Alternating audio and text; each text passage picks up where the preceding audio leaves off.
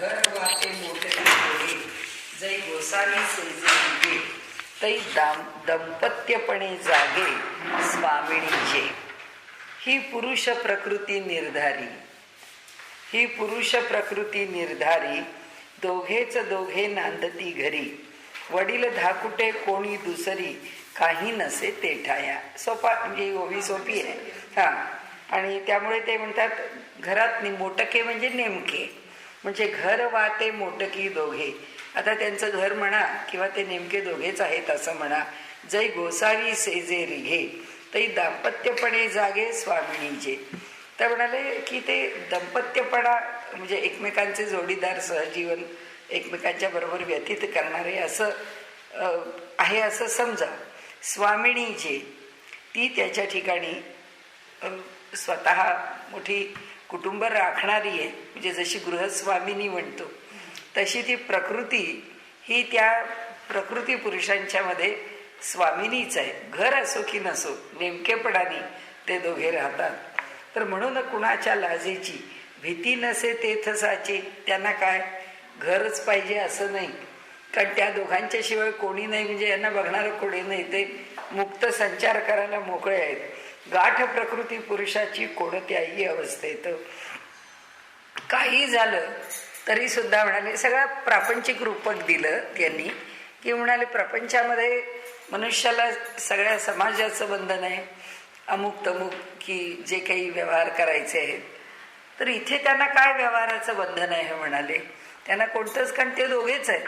बरं सतत त्या प्रकृतीला निर्माणच करायचंय, त्यामुळे सततच तो पुरुष त्या प्रकृतीपासून दूर राहू शकत नाही. अशा अर्थाने त्यांनी आता इथे सांगितलंय की म्हणून म्हणाले कोणत्याही अवस्थेत प्रकृती पुरुषाची गाठ. पुरुष येता सेजेस वरी प्रकृती जागृतीस, पती होता निद्रावश पत्नी जागीच पाहिजे. म्हणजे हा जर झोपण्याकरता जर तो पुरुष गेला तर लगेच प्रकृती पूर्ण जागी आहे म्हणाले, आणि त्यामुळे तो निद्रावश झाला की हिला जागलंच पाहिजे या प्रकृतीला. अगदी सोपं आहे सगळं, काही फार अवघड नाही. तरीच ती पतिव्रता ना तरी अवघे वृथा, हे जाणून ह्या चित्ता जागीर आहे प्रकृती. ती प्रकृती म्हणते की आता मी जर पतिव्रता स्त्री असेल तर मी काय केलं पाहिजे, जर माझा पती झोपला तर मी जाग राहिलो पाहिजे. आणि म्हणून म्हणाले तर पुरुष झोपतो आणि ती जागी राहते. आणि शिवाचे येणे शेजे कारण तेच त्यांचे तिरोधान, म्हणून प्रकृतीचे जागेपण येत आहे आविर्भावा. तत्वज्ञानात पण वापरले, संगीतात पण ही जोडी वापरली आहे, आविर्भाव आणि तिरोभाव. आविर्भाव म्हणजे प्रत्यक्ष प्रकटीकरणाला येणं, आणि तिरोभाव म्हणजे आहे या मूळ भावापासून दूर जाणं.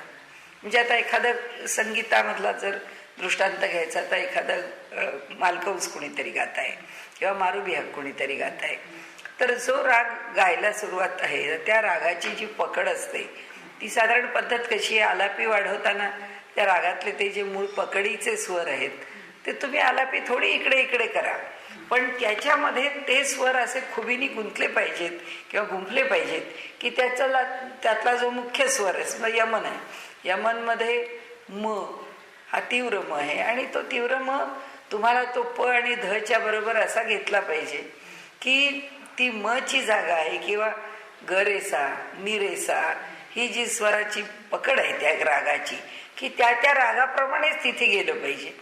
आता काय करायचं, तिरोभाव म्हणजे गायकाचं कौशल्य कशात आहे, तर गायक काय करतो, ही जी पकड आहे ही त्याच्या स्मरणात आहे, पण त्या पकडीचे स्वर अशा प्रकाराने आळवतो किंवा ते घेतो किंवा इतर स्वराबरोबर त्याचं मिश्रण करतो की तो राग गात असताना किंवा खुलवत असताना ऐकणाऱ्याला क्षणभर वाटतं की अरे आपण यमन समजतो, यमनच गात आहेत ना, काही यमनमध्ये आणखीन काही म्हणजे यमन कल्याण आहे किंवा अजून काही त्याच्यात थोडंसं मिश्रित करतायत.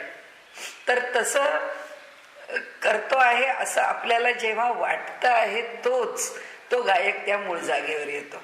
म्हणजे दूर जाणं ह्याला तिरोधान म्हणतात. त्या संगीतामध्ये सुद्धा हा शब्द वापरलाय की मूळ जागेपासून दूर जाणं आणि मूळ जागेवर पकड पक्की धरून गाणं किंवा त्याला पक्क धरून ठेवणं, त्याला म्हणजे तिरोधान आणि आविर्भाव तो त्याचा आविर्भाव आहे. आणि म्हणून त्या आविर्भावाने ते गायलं जातं. तसंच पुरुष आणि प्रकृतीचं आहे की पुरुष झोपला म्हणजे काय झालं, त्यांनी तिरोधान केलं म्हणजे प्रकृतीचा आविर्भाव जागृत राहिलाच पाहिजे. म्हणजे तो त्याच्या कार्यापासून तिरोधित झाला, दूर गेला. म्हणून आविर्भावा प्रकृती येत आहे. एक जेव्हा झाकते तेव्हा दुसरे उदय येते. म्हणून आपण व्यवहारातलं उदाहरण घेतलं संगीताचं की मूळ राग जेव्हा थोडा लांब जातो त्यावेळी त्याचं ते लांब जाणं जे आहे ते जरी आम्हाला गोंधळात पाडणारं किंवा चमत्कृती निर्माण करणारं असलं तरी ते दूर जाणं फार राहू शकत नाही. म्हणजे ते तिरोधान हा त्या रागाचा गुणधर्म नव्हे, ते पुन्हा आविर्भावावरती येतं. म्हणजे आविर्भाव जागृत राहतो, तिरोधान केव्हा तरी मधून मधून प्रकट होतं. असा प्रत्येक दृष्टांत आपण थेट टोकापर्यंत नेण्याचं कारण नाही, तात्पुरता समजून घेण्यापुरता. पण तरी सुद्धा अगदी थोडासा पुढे नेला तरी आपल्याला एक लक्षात येतं की ज्याचा आविष्कार करायचा आहे तो राग आहे. आविष्कार करणारी कोण आहे? प्रकृती आहे. ती आविर्भावाला आणणारी आहे. आणि त्या रागातली गोडी आणि जी जाण आहे ती कोण आहे? ती जाणीव म्हणजे तो पुरुष आहे.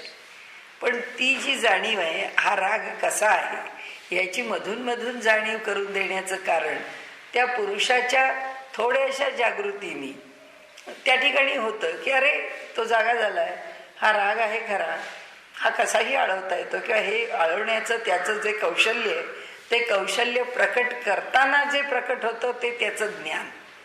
म्हणजे ते ज्ञान कशा प्रकाराने प्रकट करता येईल, कशाही प्रकाराने करता येईल. ते रागाची बढत करण्याकरताच प्रकट होईल असं नाही, तर ते थोडंसं त्याच्या बाजूला जाऊन सुद्धा प्रकट होईल. म्हणजे बाजूला जाऊन प्रकट करणारा असा किंवा त्यात नसताना सुद्धा तो राग आहे हे ओळखायला लावणारा त्यातला झोपलेला पुरुषच आहे. तो तिरोधान पावतो म्हणजे तो पूर्ण नष्ट. आपल्याला माहीतच आहे की तो असल्याशिवाय वरच त्यांनी सांगितलं की ते दोघे असल्याशिवाय प्रकृती जन्माला घालूच शकत नाही. त्यामुळे तो सतत बरोबर आहे, पण तो किती टक्क्यात आहे? तो 0.0001 असेल तर, तो जर इतका कमी असेल तर, पण तो असलाच पाहिजे काहीही झालं तरी. म्हणून ते त्याचं तिरोधान आहे. म्हणून रागाचा आविर्भाव थांबला का? नाही थांबणार. कारण काय आहे? व्यक्तीकरण प्रकृतीचं आहे. त्यामुळे ती तिच्या शक्तीने व्यक्त करत राहणार. शक्ती तिची आहे व्यक्त करण्याची. आता ते ज्ञान दिलं त्या पुरुषाने, पण ते ज्ञान व्यक्त कसं करायचं ही पुन्हा कला त्या प्रकृतीचीच आहे. आणि म्हणून ती तिच्या परीने व्यक्त करते. म्हणजे हा काही मोठा याला फार जुळणारा दृष्टांत आहे असं नाही, परंतु तिरोधान आणि आविर्भाव हे दोन कसे असतात? मुळापासून दूर जाणं आणि मुळावर पुन्हा येऊन ठामपणाने उभं राहणं. तर तसं ती एक जेव्हा झाकते तेव्हा दुसरे उदय येते. म्हणजे एक जेव्हा त्याच्यापासून दूर जातो तेव्हा एकाला पक्क जितकं तो कमी तितकं याला पूर्णांशाने, दोन्ही मिळून जर 100% असेल तर यांनी 20% जर तिरोधान केलं तर हिला 80% उभं राहावं लागेल. म्हणजे हे 100 पुन्हा पुरेच व्हावे लागतील. तेव्हा विचार करून पहा बहुरूप्याच्या सोंगाते विचार करून मानसी. त्यावेळेला बहुरूप्याचा विचार करा. आता बहुरूप्याच्या विचारावरनं आपण नटाचा विचार करू शकतो की एक बहुरूपी जशी 2, 4, 5 रूप बदलत राहतो आणि त्या रूपामध्ये तो आपला आविर्भाव करतो. जसा नट आहे प्रत्येक नाटकाप्रमाणे आपलं रूप बदलतो. त्याच्याही पेक्षा जशा एकपात्री प्रयोग करणाऱ्या आपल्याकडे मुळगावकर होत्या, सुहासिनी मुळगावकर, संगीत नाटक, की त्या वेशभूषा एक करायच्या, पण साडीसारखा असेल म्हणजे जेव्हा रुक्मिणी बोलते तेव्हा साडीसारखा पदर घेणारं ते वरचा शेला अंगावर इकडे टाकायचं, कृष्णाच्या बाजूने बोलायचं की शेला इकडे टाकायचं. म्हणजे एकाच रूपामध्ये बहुरूप प्रकट करायची. की मग तिसरा बोलतोय कुणीतरी नारद आहे, अमुक आहे, तमुक आहे, की वेगवेगळी पात्र आहेत, ती पात्र जर बोलायला लागली तर त्या पात्राचा एक एक संकेत ठरवून टाकलेला आहे की त्या संकेताप्रमाणे ते रूप प्रकट होतं. तसं ते बहुरूप्याचं आहे म्हणाले. बहुरूपी आपुले स्वरूप जेव्हा झाकी भले तेव्हाच घेतलेले खुले रूप त्याच्याच अंगी. जे रूप घेतलंय ते तेव्हाच प्रकट होईल, त्यातनं ती व्यक्ती नाही प्रकट होत. असो जगत शब्दे जे भासत तेच प्रकृतीचे जागृत तत्व. आता प्रकृती जागी आहे याचं लक्षण काय? हे लक्षण म्हणजे आपल्याकडे स्वरूप लक्षण असं म्हणतात. आणि तटस्थ लक्षण असं म्हणतात. जग निर्माण करण्यामध्ये पुरुषाचं सेजेला राहणं किंवा पुरुषाचं झोपणं हे त्याचं तटस्थ लक्षण आहे. तटस्थ म्हणजे आपण म्हणतो ना, मी आपलं तटस्थपणे पाहतोय काय चाललंय, तसा आहे तो आपला झोपलेला आहे. पण तो नाहीये का प्रकृती बरोबर? तो आहे. तो असल्याशिवाय प्रकृती काही करू शकणार नाही. त्यामुळे झोपलेला पुरुष हे सृष्टी निर्मितीमधलं पुरुषाचं तटस्थ लक्षण आहे. आणि सातत्याने जगताचं जगतत्व राहणं म्हणजे जगताचा जगतपणा शिल्लक असणं हे प्रकृतीचं स्वरूप लक्षण आहे. स्वरूप म्हणजे आपलं स्वतःचं रूप. आता जसं ह्याच्यापेक्षा थोडं पुढे जाऊ आपण. आता परमेश्वराची लक्षणं वर्णन करताना आपण असं म्हणतो की परमेश्वराची 2 प्रकारांनी, कारण तो आम्हाला वर्णन खरं करताच येत नाही, कारण तो त्याच्या मूळ रूपात जो आहे तो निर्गुण आहे, निराकार आहे, अमुक आहे, तमुक आहे. सगळं जरी बोललं तरी यथार्थ रूप काय त्याचं सांगायचं आम्हाला समजेल अशा कोणत्या रूपामध्ये तो वर्णन करायचा, तो काही करता येत नाही. मग तो कसा वर्णन केला जाईल तर 2 प्रकारांनी केला जातो. कारण त्याची जी लक्षणं ती का करावी लागतात, कारण लक्षणं वेदांनी प्रकट केली आहेत. आम्हाला ब्रह्माचं स्वरूप कळतं कोणाकडून? ब्रह्मसूत्रकारांनी म्हटलंय, पहिलं सूत्र आहे, अथा तो ब्रह्मजिज्ञासा, म्हणून आता ब्रह्माची जिज्ञासा. मग आता तो कोण? ब्रह्माचं पहिलं स्वरूप काय? जन्माद्यस्य यतः, म्हणजे जन्म, स्थिती आणि लय हे ज्याच्यामुळे होतात ते परब्रह्म. आता ठीक आहे, हे होतात, हे तुम्ही एक विधान केलं, ते विधान आम्हाला समजायचं कसं?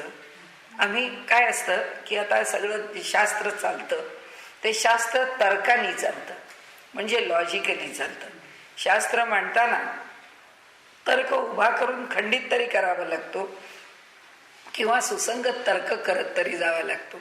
आपण गणित करतो त्याला हे कळणं काहीच अवघड नाही. गणित आपलं सुरू झालं की ते लॉजिकली जावंच लागतं.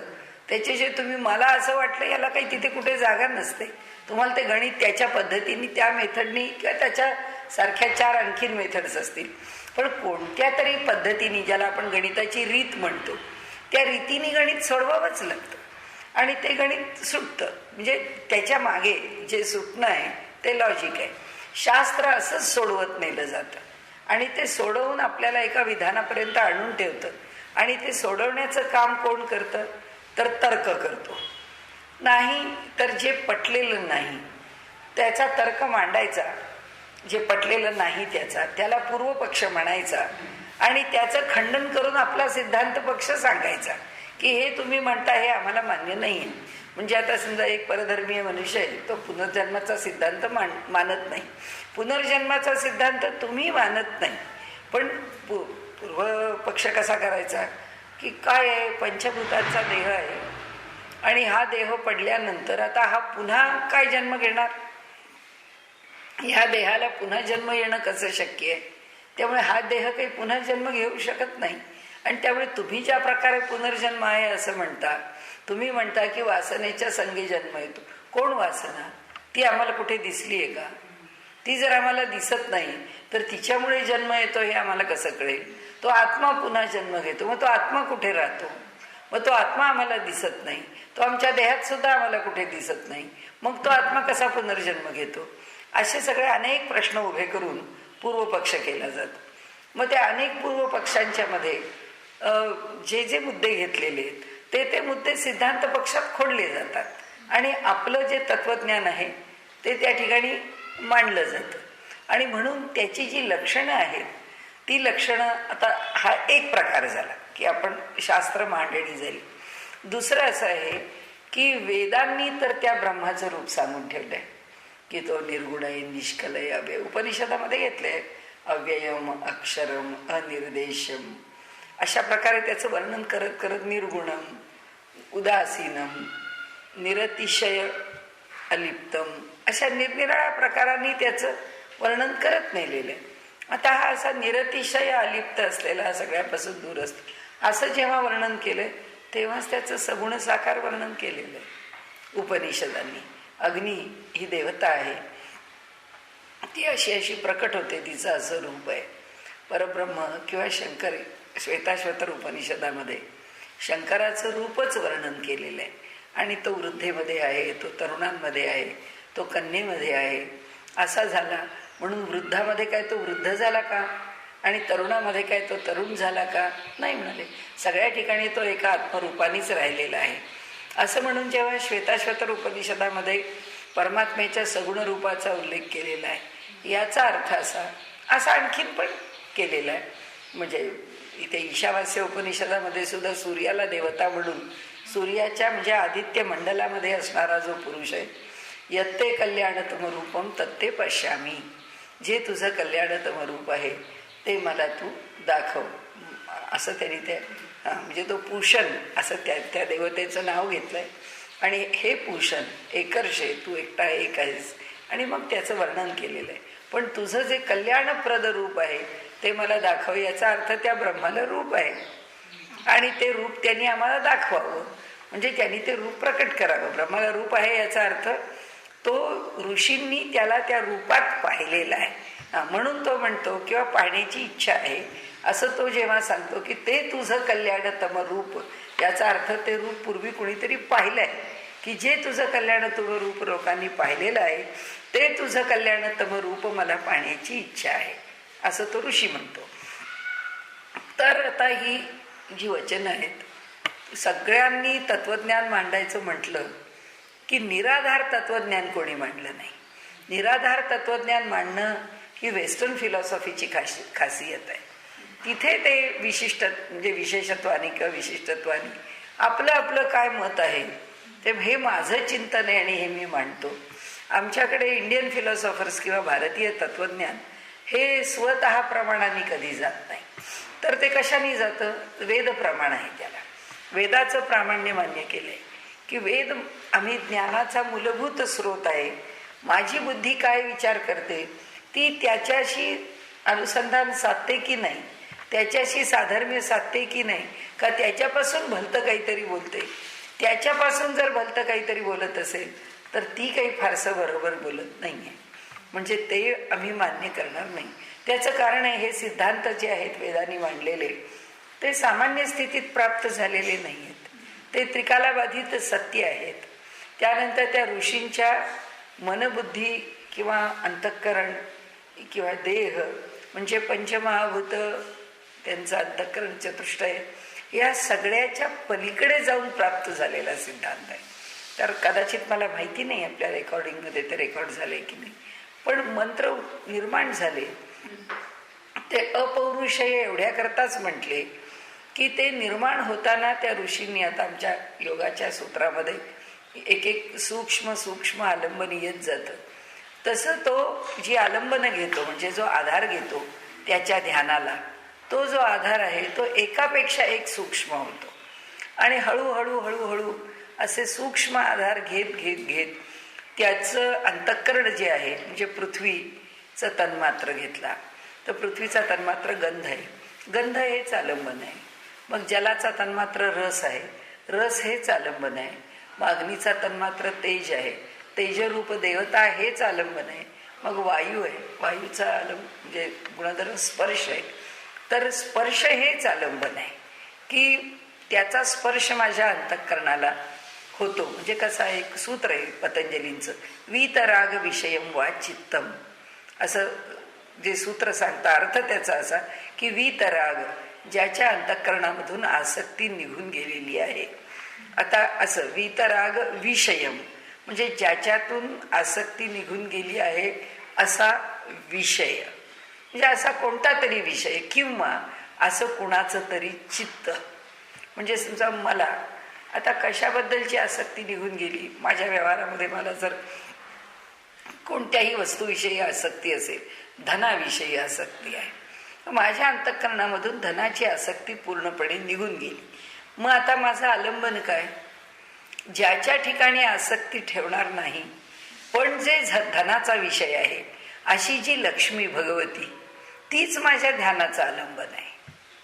आता ती फार ढोबळ आहे, कारण तिचं मी रूप पाहणार, ती कमळातून उदयाला आली, मग तिचं ते चतुर्भुज, मग तिच्या अंगावर तो कमळाच्याच रंगाचा तो तिचा शेला लाल घ्या किंवा कुठलाही, म्हणजे तिने पितांबर काही ती नेसत नाही. ती पिवळं वस्त्र काही नेसलेली आपण साधारण दाखवत नाही. ती रक्तवस्त्र आहे तिच्या अंगावरती. त्यामुळे लाल रंगाचं तिचं जे वस्त्र आहे, मग तिचे दागिने, मग तिचा मुकुट, सगळं हे सगळं आम्हाला दृश्य होतं. हे योगाच्या दृष्टीने किंवा ह्या आलंबनांच्या दृष्टीने खूप ढोबळ आहे. हे आणखीन सूक्ष्म होतं. सूक्ष्म काय होतं की लक्ष्मी जी आहे त्या लक्ष्मीचा पहिला गुण काय की सगळं सौंदर्य.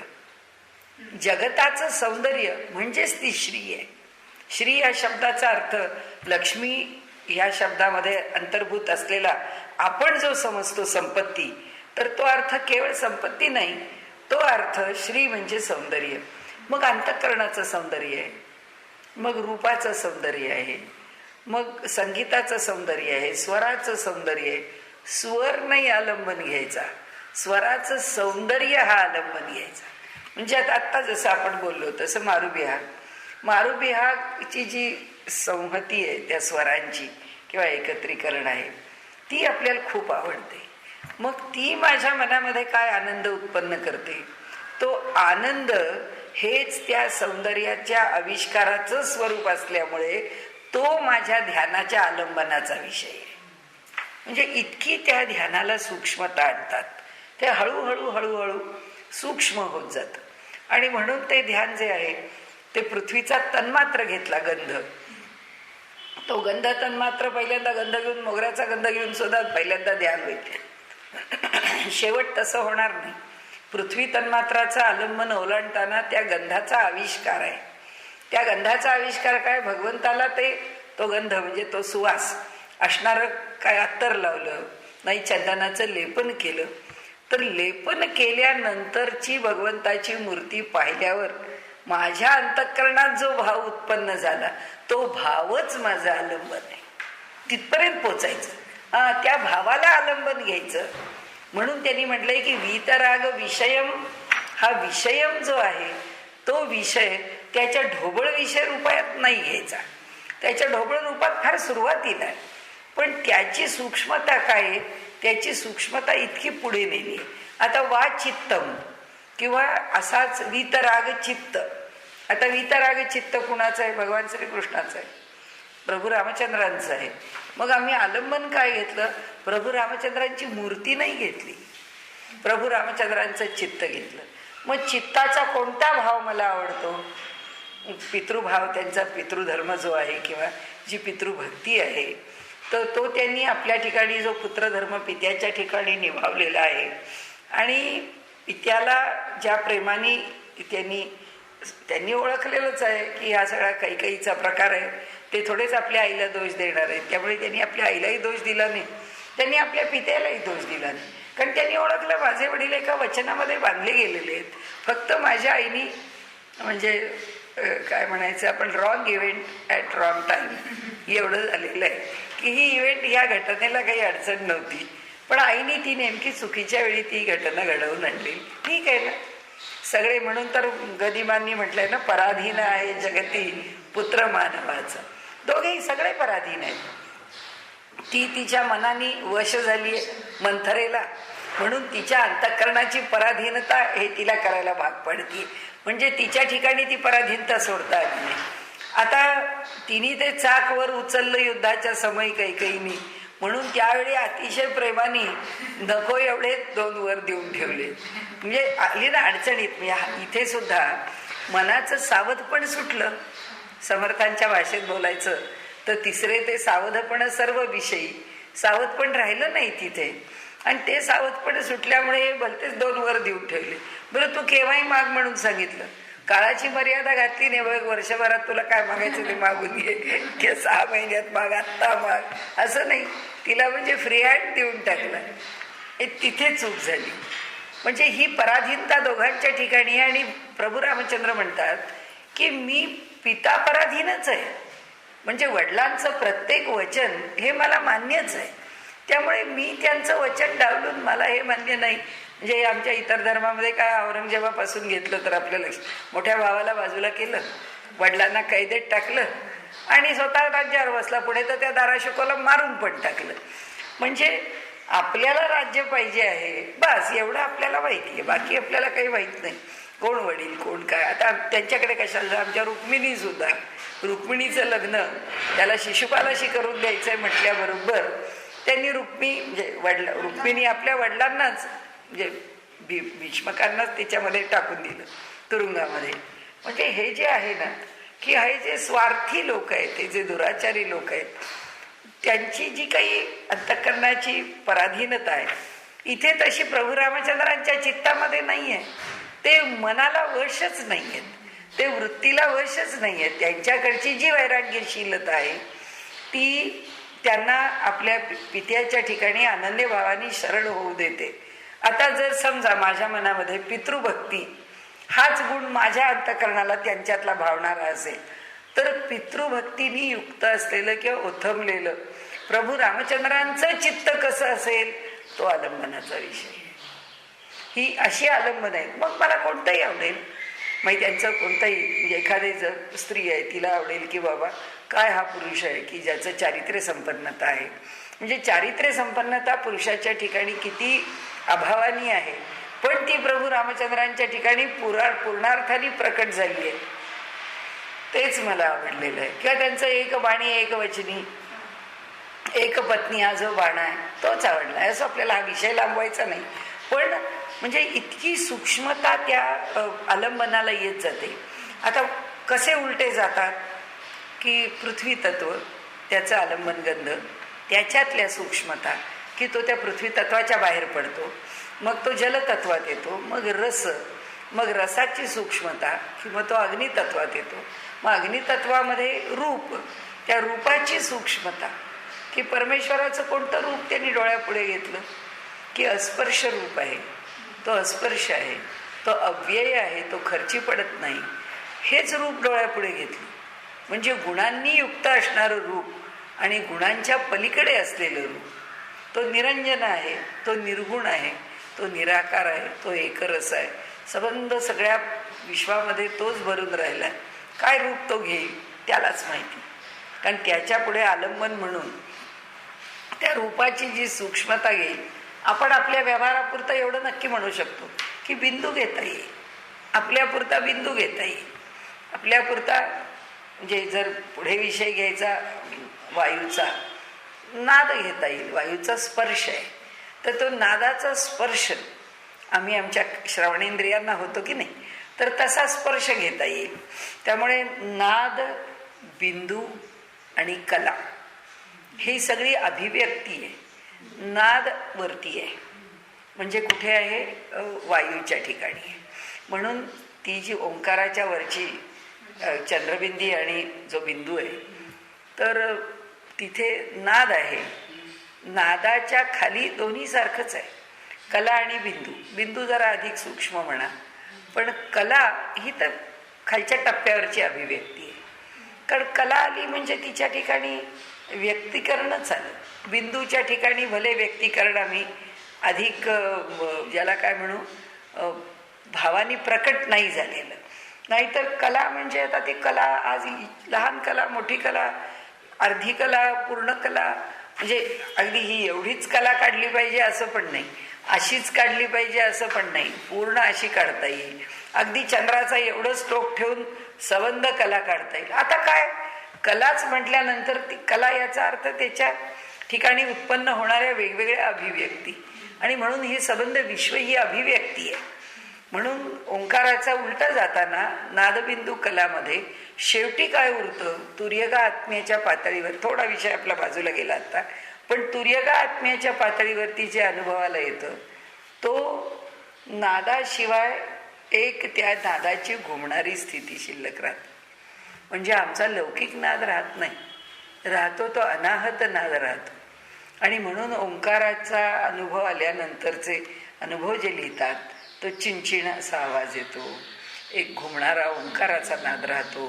नाहीतर ढगां म्हणजे मेघ इकडे तिकडे धावतायत असा आवाज येतो, नाहीतर घंटांचे नाद होतात असा नाद येतो. असं ज्याची ओंकाराची उपासना आहे त्याला जेव्हा त्याचे काही लाभ व्हायला लागतात उपासनेतले, तेव्हा असे वेगळे वेगळे नाद आहेत असं म्हटलंय. म्हणजे ती एक एकाग्रतेची फार वरची अवस्था आहे.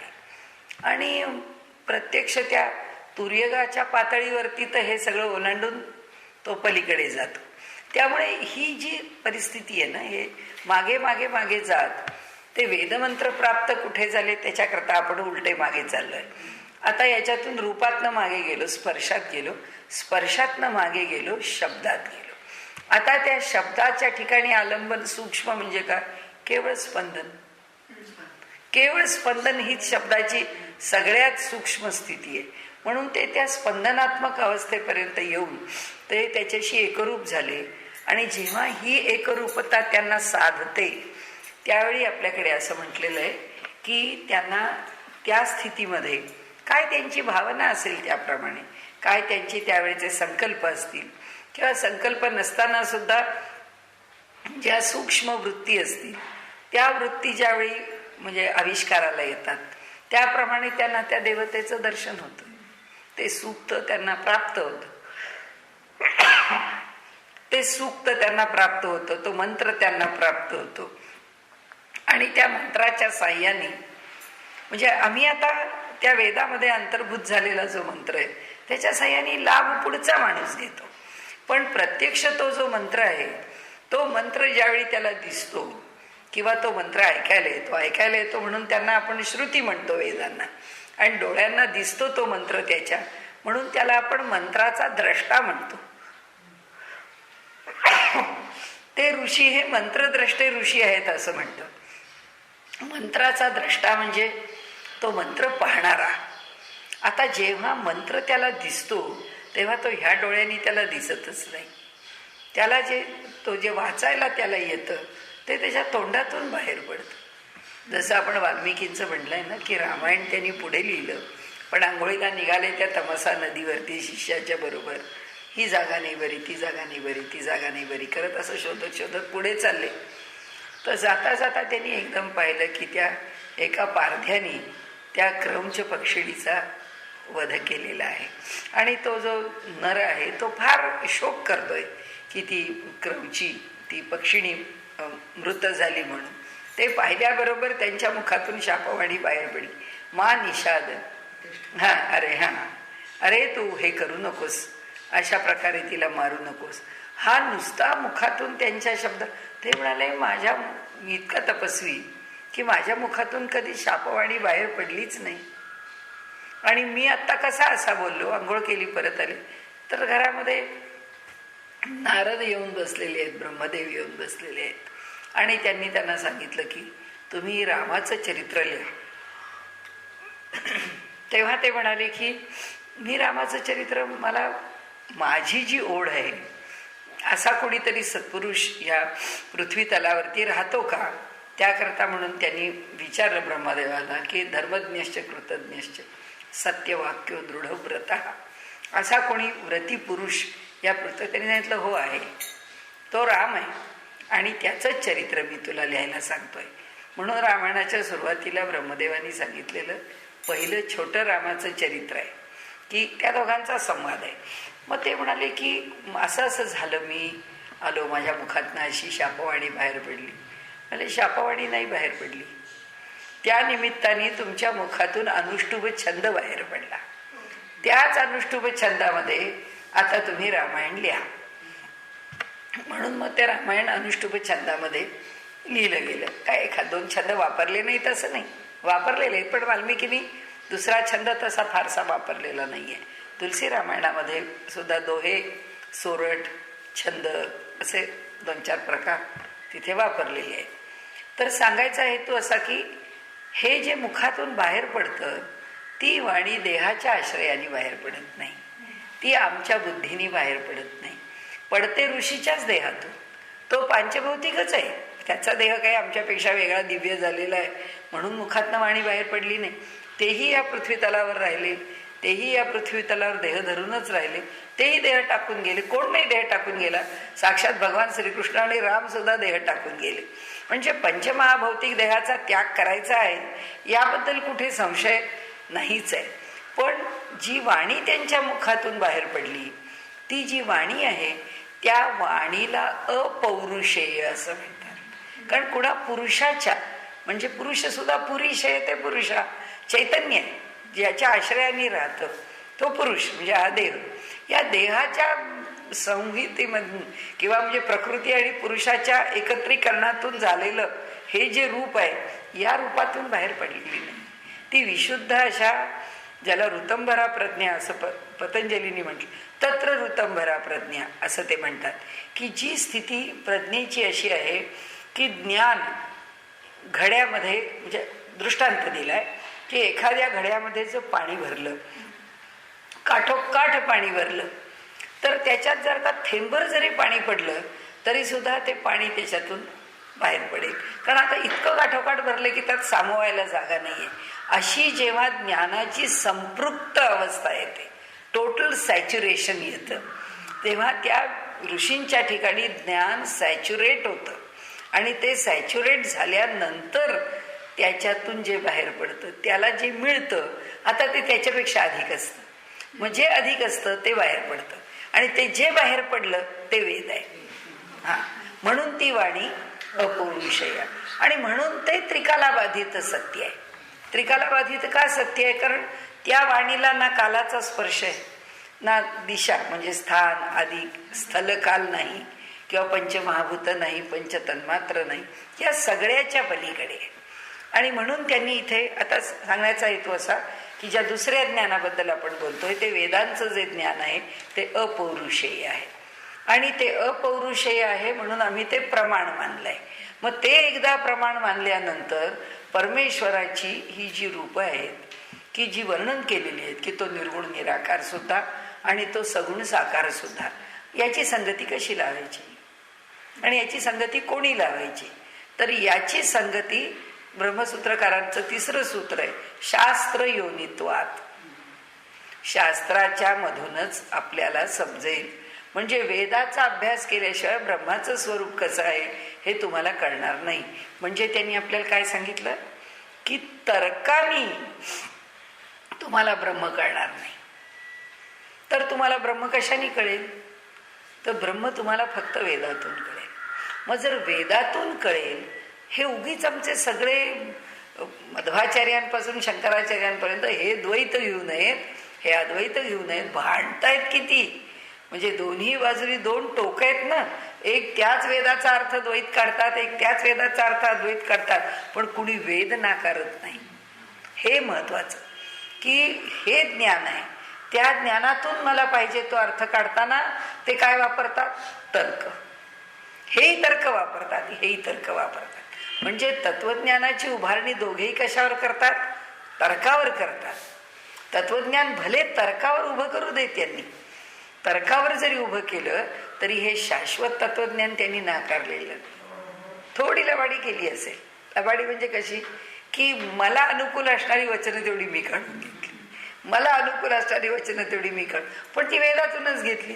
म्हणजे आपल्याला व्यवहारातला दृष्टांत द्यायचा तर समुद्रातून रत्न काढायची आहेत, आम्हाला ही रत्न सापडली, तुम्हाला ती रत्न सापडली, एवढंच फरक आहे. म्हणजे त्यांनाही काही फरक पडत नाही. पण आता मुळात तत्वज्ञान वेदांचं मांडताना ज्या भूमिकेतून स्वीकारावं लागतं ती ही भूमिका आहे की परमेश्वराचं तटस्थ लक्षण आणि परमेश्वराचं स्वरूप लक्षण.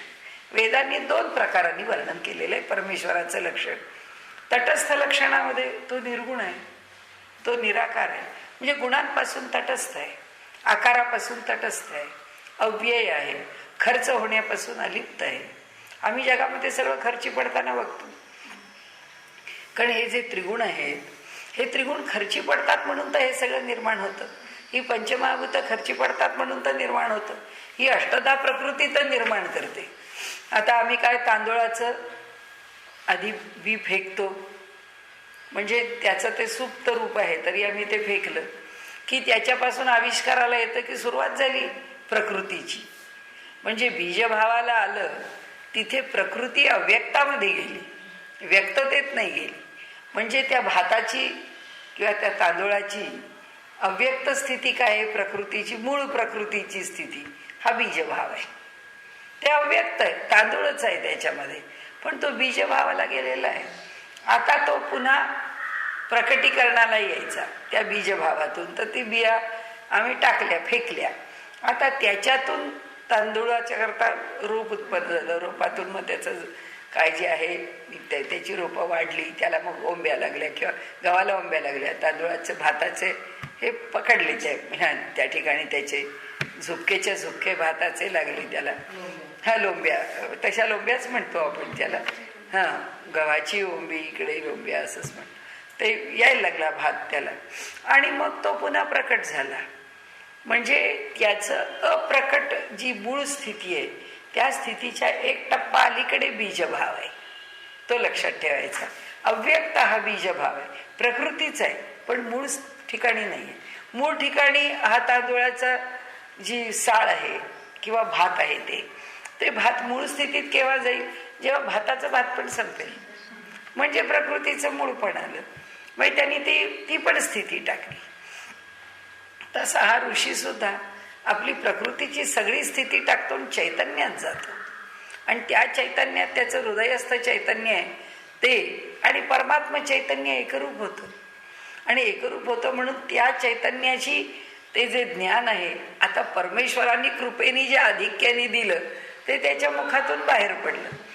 आता ते बाहेर पडलेलं ज्ञान त्याची सुसंगती लावायला आम्ही स्वरूप लक्षण आणि तटस्थ लक्षण म्हटलं. तटस्थ लक्षणात ही लक्षणं गेली, स्वरूप निरंजन, अव्यय वगैरे वगैरे. आणि स्वरूप लक्षणाकरता बहुतेक सगळ्यांनी शंकराचार्यांच्या पासून सत्यम ज्ञानम अनंतम नित्यम ही त्याची स्वरूप लक्षणं घेतली. सत्य हे त्याचं स्वरूप लक्षण आहे, म्हणून आम्ही सत्य बोलावं असं आहे की ते त्याचं लक्षण आहे प्रकट झालेलं. तर सत्यामध्ये तो वसलेलाच आहे, म्हणजे तो आहेच आहे. म्हणजे आम्ही सत्य बोलत राहिलो तर आम्ही परमेश्वराच्या अधिक जवळ आहोत. त्यानंतर ज्ञान, आम्ही जर ज्ञानाची उपासना करत राहिलो तर आम्ही अधिक त्याच्या जवळ आहोत. अज्ञानाने न वागता, म्हणजे आचारात सुद्धा अज्ञानाने न वागता आम्ही जर ज्ञानाने वागलो, म्हणजे शहाणपणाने वागलो. मग आता शहाणपण काय, तर धर्माने वागलो. धर्म म्हणजे काय, तर विधी निषेध. विधी निषेध म्हणजे काय, शास्त्र प्रामाण्य. कोणी सांगितला विधी आणि निषेध? धर्मशास्त्रांनी सांगितला की तस्मात शास्त्रम प्रमाणम ते कार्याकार्य व्यवस्थित. कार्य करावं किंवा कार्य टाकावं. कार्य म्हणजे करणे, पॉझिटिव्ह झालं विधी, आणि अकार्य निषेध, नाही करायचं, अविधी आहे, ते योग्य नाही आहे. म्हणजे काय योग्य नाही आहे हे कुणी सांगितलं? शास्त्रांनी सांगितलं.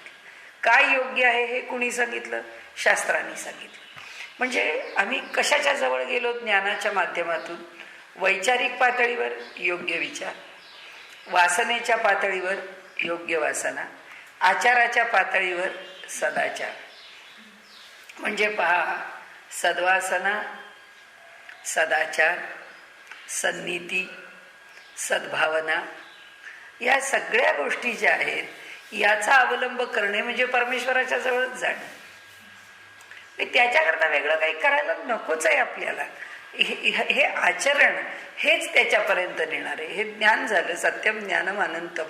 तो अनंत आहे, तो विशाल आहे, त्याची मर्यादा तो असीम आहे, अमर्याद आहे. हे त्याचं जे लक्षण आहे हे स्वरूप लक्षण आहे. हे आता आपण आपल्याला प्रॅक्टिकल ॲप्लिकेशन म्हणून घेतलं, पण व्यवहारतः ते जाणून घेणंच आहे.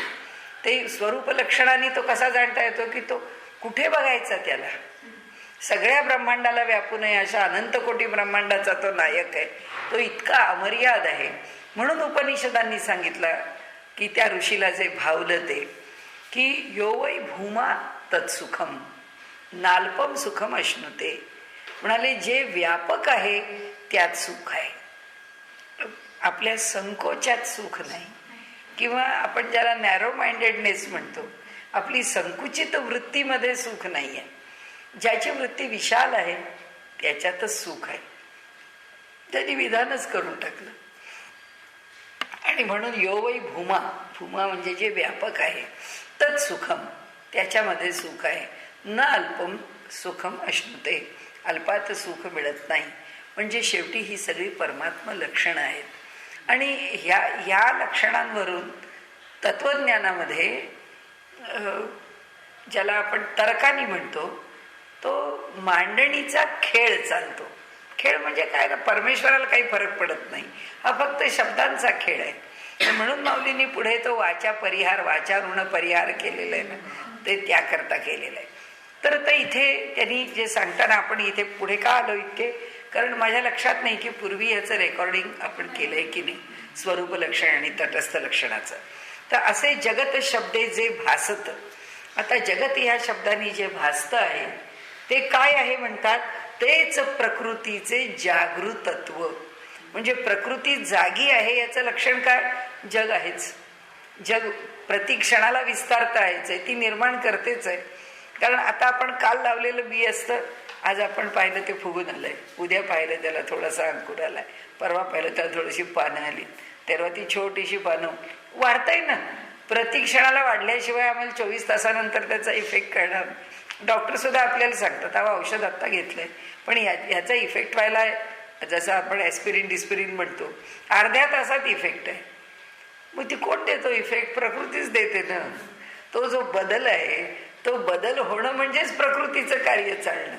24 तासांनी त्या गोळीचा इफेक्ट मिळतो म्हणजे काय, त्या प्रकृतीचंच कार्य आहे, ते आम्हाला 24 तासांनी बघायला मिळतं. तर असो, तर ते म्हणतात हेच प्रकृतीचं जागृत तत्व, ती जागी आहे याचं लक्षण काय, हे तिचं स्वरूप लक्षण आहे. की हे जे जग आता प्रतिक्षणी बदलणारं जे जग आहे, त्यात होणारा प्रतिक्षणाचा बदल आहे, हेच तिचं जागृत असण्याचं लक्षण आहे. आणि तो तिरोधान पावलाय म्हणून ती प्रकृती वाढतीये.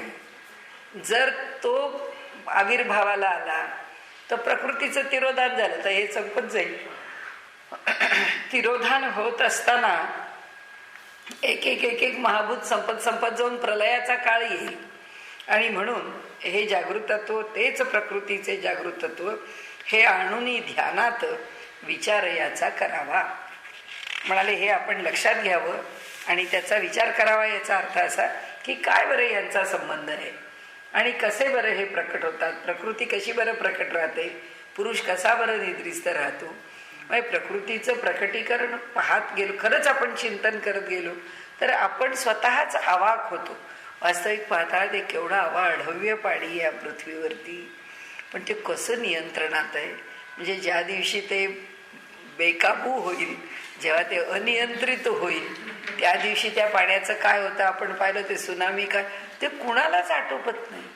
म्हणजे प्रकृती हे काय सामान्य प्रकरण आहे का, की ते नाटोपणालाच प्रकरण आहे.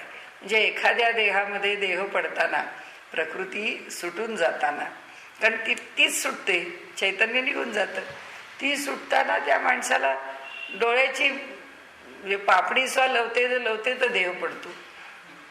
आणि एखाद्याच्या ठिकाणी सगळं शरीर रोगाने व्याधीने ग्रस्त होतं, सगळ्या बाजूनी बिचारा वेदना सहन करत राहतो. किती म्हणजे प्रकृतीचे खेळ जर बघितले तर प्रत्येकाच्या देहामध्ये वृद्धत्व, जसं साठी ओलांडली की प्रकृतीचा खेळ देहातला कळायला लागतो. तिने जसं काही शरीरात एक घड्याळ ठेवून दिलेलं आहे की खाण्याचं प्रमाण 60पर्यंत जे खातो ते पुढे खात नाही, जे 60पर्यंत दिसतं तसं पुढं दिसत नाही. जी शरीराची कुवत आहे कार्य करण्याची, ती थोडी तरी उडावल्याशिवाय राहत नाही. कुवत उडावली नाही तर विश्रांतीची तरी गरज अधिक भासते, की तुम्ही त्याच कुवतीने काम कराल पण मग त्याला इंटरव्हल्समध्ये विश्रांती द्या, तर शरीर किती 18 तास काम केलं तरी ताजतवानं राहील. म्हणजे काळ बोलत राहतो, काळ बोलतो म्हणजे प्रकृती बोलत राहते. म्हणजे तिचंच ते सगळं, ते म्हणतात पाहत गेलो आम्ही तर खरंच यात काय आहे आपल्याजवळ, असं आपल्याला त्याचा एक प्रत्यय तिच्या चिंतनातून यायला लागतो. की जे मी माझं करत आपण बसलो, म्हणजे किती खिडूक मिडूक असतं की हे एवढे 2 ग्रॅम सोनं आहे, हे त्या माझ्या कामाच्या मुलीला मुलगी झाली की तिच्या कानात सुंकलं करून घालायची त्याची. आता त्या 2 ग्रॅमच्या सुंकल्यात सुद्धा आमचा जीव आहे की ते कुणाला द्यायचंय. ते जर कुणीतरी घरात मागितलं तर ते आपण द्यायला तयार होत नाही. आपण म्हणतो नाही तेवढा तर माझा सल्ला 2 ग्रॅमचा आहे, तो राहू दे, तर त्याला काय करून घालायचंय ते घालीन. म्हणजे इतक्या लहान लहान लहान गोष्टीत पण मी करणारी कोण, जे असा विचार आपण मनाशी केला तर शेवटी त्याचा आहे. योग्य प्रकारे विनियोग करावा, नियोजन रहित राहू नये, हा व्यवहार आहे, हे सगळं बरोबर. पण त्या नियोजनाचंच आम्हाला एक वेळ लागतं आणि त्या नियोजनाच्याच अनुसंधानात आम्ही अडकतो. इतकं बंधन तरी त्या नियोजनाचं आमच्यावरचं काय कामाचं. बंधन म्हणजे चांगल्या अर्थाने बंधन कामाचं, पण वाईट अर्थाने आसक्ती कामाची नाही. अशा अनेक गोष्टी पाहत गेलो आपण. ते म्हणतात तसं की त्या प्रकृतीचं चिंतन मोठं मजेशीर आहे. जिया दोघा माझी एखादे विपाये उमजले होय निधे तरी घरवात गिळूनी नू सुधे काही ना की एखादे या दोघातून येता जागृतावस्थे कारण म्हणजे स्वस्वरूपा लागून दुसरे काहीच दुरे. आता त्यांनी इथे सांगितलं की जेव्हा एक जागा झालेला आहे, आता पुन्हा तोच विषय, आता आपल्याला लांबवायचं काही कारण नाही. स्वस्वरूपा लागून दुसरे काहीच नुरेकी, म्हणजे जेव्हा प्रकृती स्वस्वरूप प्रकट करते, तेव्हा पुरुष आपल्या स्वस्वरूपाच्या कोणत्याच अंशाने प्रकट राहत नाही, असं त्यांना सांगायचंय. म्हणजे स्वस्वरूपा लागून दुसरे काहीच नुरेकी. आम्ही प्रकृतीच्या पूर्ण अधीन नसतो, आम्ही पूर्ण देहात्म भावाने वागत असतो. का? कारण प्रकृती स्वस्वरूपाने प्रकट. आम्हाला अडचण त्याच्याकडे पोचायला कशाची आहे? कारण हे दृश्य आहे, हे आम्हाला लौकिकामध्ये लवकर सापडणार आहे आणि ते आम्हाला लौकिकामध्ये त्याचं कोणतंच लक्षण दिसणार नाही. त्याचं उत्तर दिलंय त्यांनी की मग तो परमात्मा दिसत का नाही?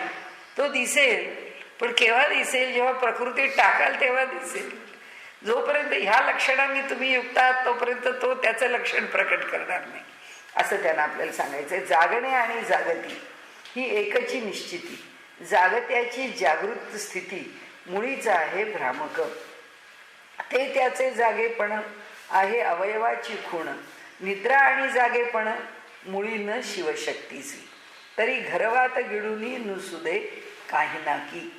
म्हणाले विपाये उमजले होय निदे जिया दोघा माझी एखादे. कोणत्याही कारणाने जर झोपून राहिलं तर म्हणाले एक पूर्णपणे तरी घरवात गिळूनी नुसुदे काही नाकी.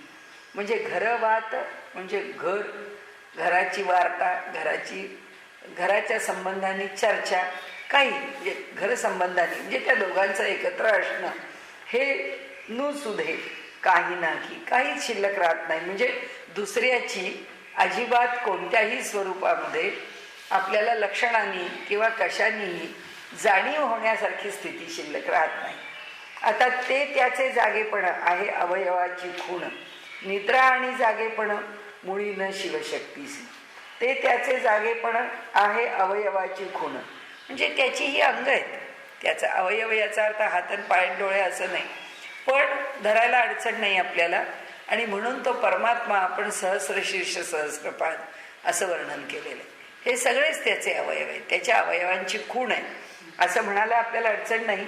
अवयव म्हणजे त्याचा अंग, म्हणून ते म्हणतात ते त्याचे जागेपण आहे अवयवाची खूण. निद्रा आणि जागेपण मुळी न शिवशक्तीची. त्याला दोन्ही नाही.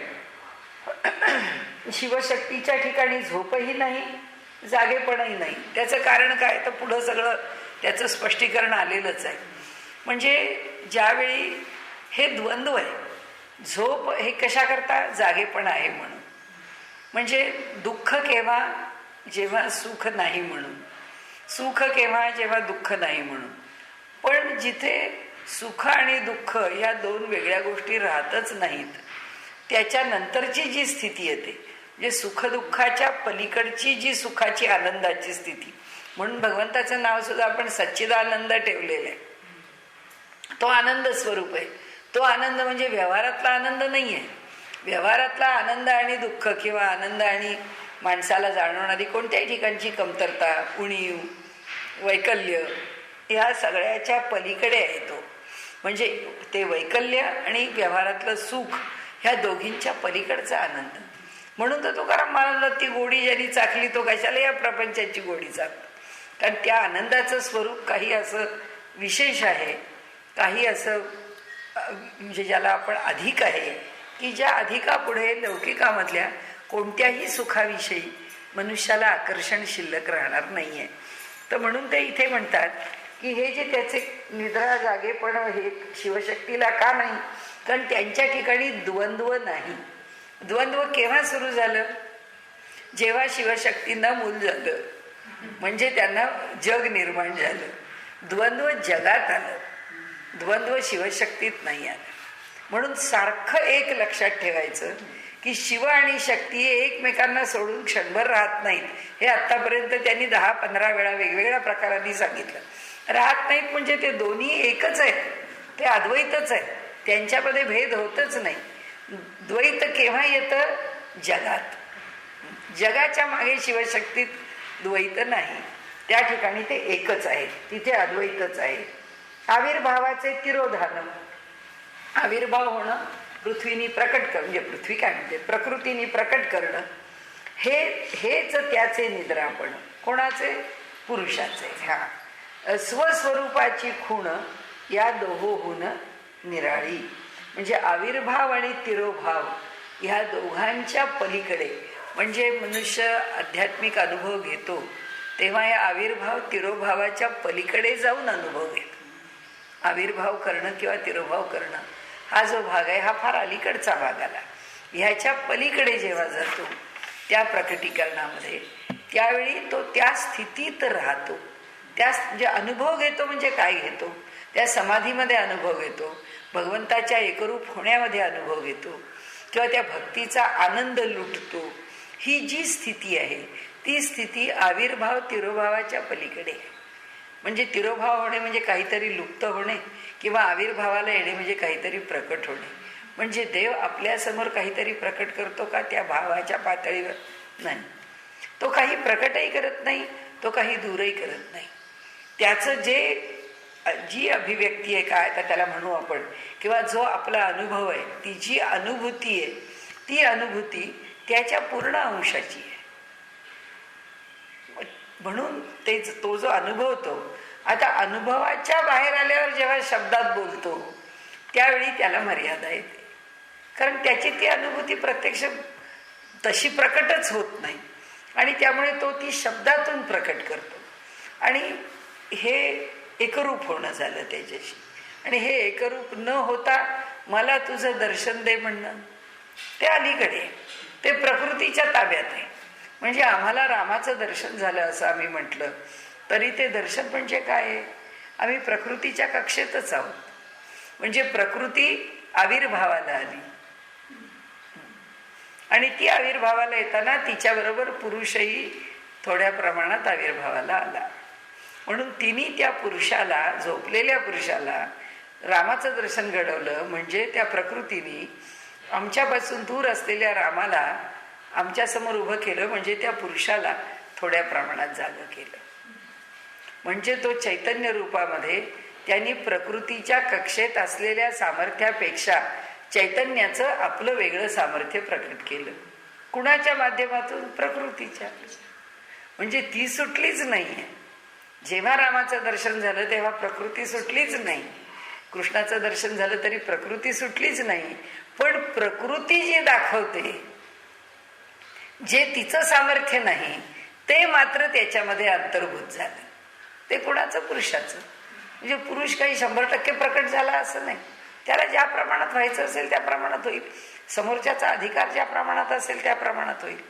पण भगवंत प्रकट झाला तरी ते तेज तर बघता यायला पाहिजे, त्यामुळे तो सौम्य तेज प्रकट करील. त्याचं सौम्य तेज असणं म्हणजे प्रकृतीचं आधिक्य असणं आहे, आणि त्याचं अधिक तेज असणं. म्हणून सगळ्या देवता ज्या आहेत ना त्या आपण सुवर्णमय म्हणजे हिरण्यगर्भातून निर्माण झाल्या आहेत असं आपण म्हणतो. आहे पुढे त्याचा पण विचार मांडलेला आहे. तर आता इथे त्यांनी सांगितलं स्वस्वरूपाची खूण या दोहोहून निराळी. म्हणजे ते ना शिव आहेत ना शक्ती आहेत. स्वस्वरूपाची जाणीव किंवा अनुभव येणं किंवा त्याची खूण, ही खूण म्हणजे त्याचं लक्षण. लक्षण म्हणजे काय जे दिसेल ते. सत्य हे एकदा लक्षण आहे, लक्षात ठेवलं. ज्ञान हे लक्षात ठेवलं, लक्षण आहे. तर तसं स्वस्वरूपाचं ज्ञान होणं त्याचं लक्षण काय? त्याची लक्षणं जी असतील ती प्रकट होतील. म्हणजे त्या समाधीमध्ये होईल. त्याच्या लक्षणात आपल्या वैयक्तिक ठिकाणी काही बोलायचं तर तिथे पंचमहाभूत नाहीत, पंचतन्मात्र नाहीत, अंतःकरण नाही. त्याच्या पलीकडे झालेली आमच्या जीवचैतन्याची विशुद्ध स्थिती, ती स्थिती म्हणजे स्वस्वरूपाची खूण. की चित्त शुद्ध झालं का? आपलं तत्वज्ञान आपल्याला 100 वेळा प्रश्न विचारतं ना, की हे सगळं कशा करता? चित्तशुद्धी करता. मग स्वस्वरूपाची खूण काय? चित्तशुद्धी. की चित्तशुद्धी झाली की स्वस्वरूप लक्षणात राहिला. चित्ताला थोडा जरी वृत्तीचा, विकाराचा, वासनेचा, आसक्तीचा स्पर्श झाला, संपलं की पुन्हा ते चित्त मलिन झालं की परमात्मा दूर झाला. जे नामदेवांनी अनुभव घेतले की अखंड परमात्मा माझ्या बरोबर आहे, पण ज्या क्षणी माझ्यापासून दूर होतो तो का दूर झाला? तो का दूर झाला? कारण काहीतरी त्याला चिकटलं, म्हणून परमात्मा दूर झाला. परमात्मा म्हणाला, अरे तुझं अज्ञान, म्हणून तुला गुरुकडे पाठवतो. म्हणजे हे जे सगळे प्रकार आहेत त्या अनुभूतीचे, हे सगळं काय आहे? हे मोठेपण, हे माऊलींचं मोठेपण आहे. की अनुभव किती विवरून सांगता यावा, ह्याच्यापेक्षा काय विवरण करणार त्या अनुभवाचं? म्हणून ते जे म्हणतात ना पुन्हा पुन्हा की अरूपाचे रूप दाविन, की खरोखर ज्याचं तुम्हाला रूप पाहता येणार नाही ते मी शब्दातून दाखवतो. नाहीतरी आमची काय लायकी आहे त्याला पाहण्याची? आम्ही त्याला पाहू नाही शकत, पण शब्दाने आम्ही त्याला बारकाव्याने, जसा साखरेचा दाणानं दाणा वेगळा करता यावा तसे ते अगदी त्याला दाणेदारपणाने एक एक स्थिती वेगळी करून दाखवतात. आणि म्हणाले, अतिंद्रिय परी भोगवी न इंद्रिया करवी. तो अतिंद्रिय, इंद्रियाच्या पलीकडे जाऊन तुम्हाला खरं दर्शन घ्यायचंय, पण तरी सुद्धा त्याचं दर्शन सुख म्हणजे काय असतं हे मी तुम्हाला इथे दाखवतो. हे मी तुम्हाला शब्दातून दाखवतो. आता त्या शब्दातून गोडी लागली तर तुम्ही त्याच्या मागे लागा, की तुम्हाला असं वाटलं की नाही हे आपल्याला पाहता आलं पाहिजे, तर भाग वेगळा. पण मी शब्दांनी सांगतो. म्हणजे जसं आहे ना, 1000 पाकक्रियांचं पुस्तक लिहून बारीक बारीक बारीक बारीक टिप्स द्याव्यात.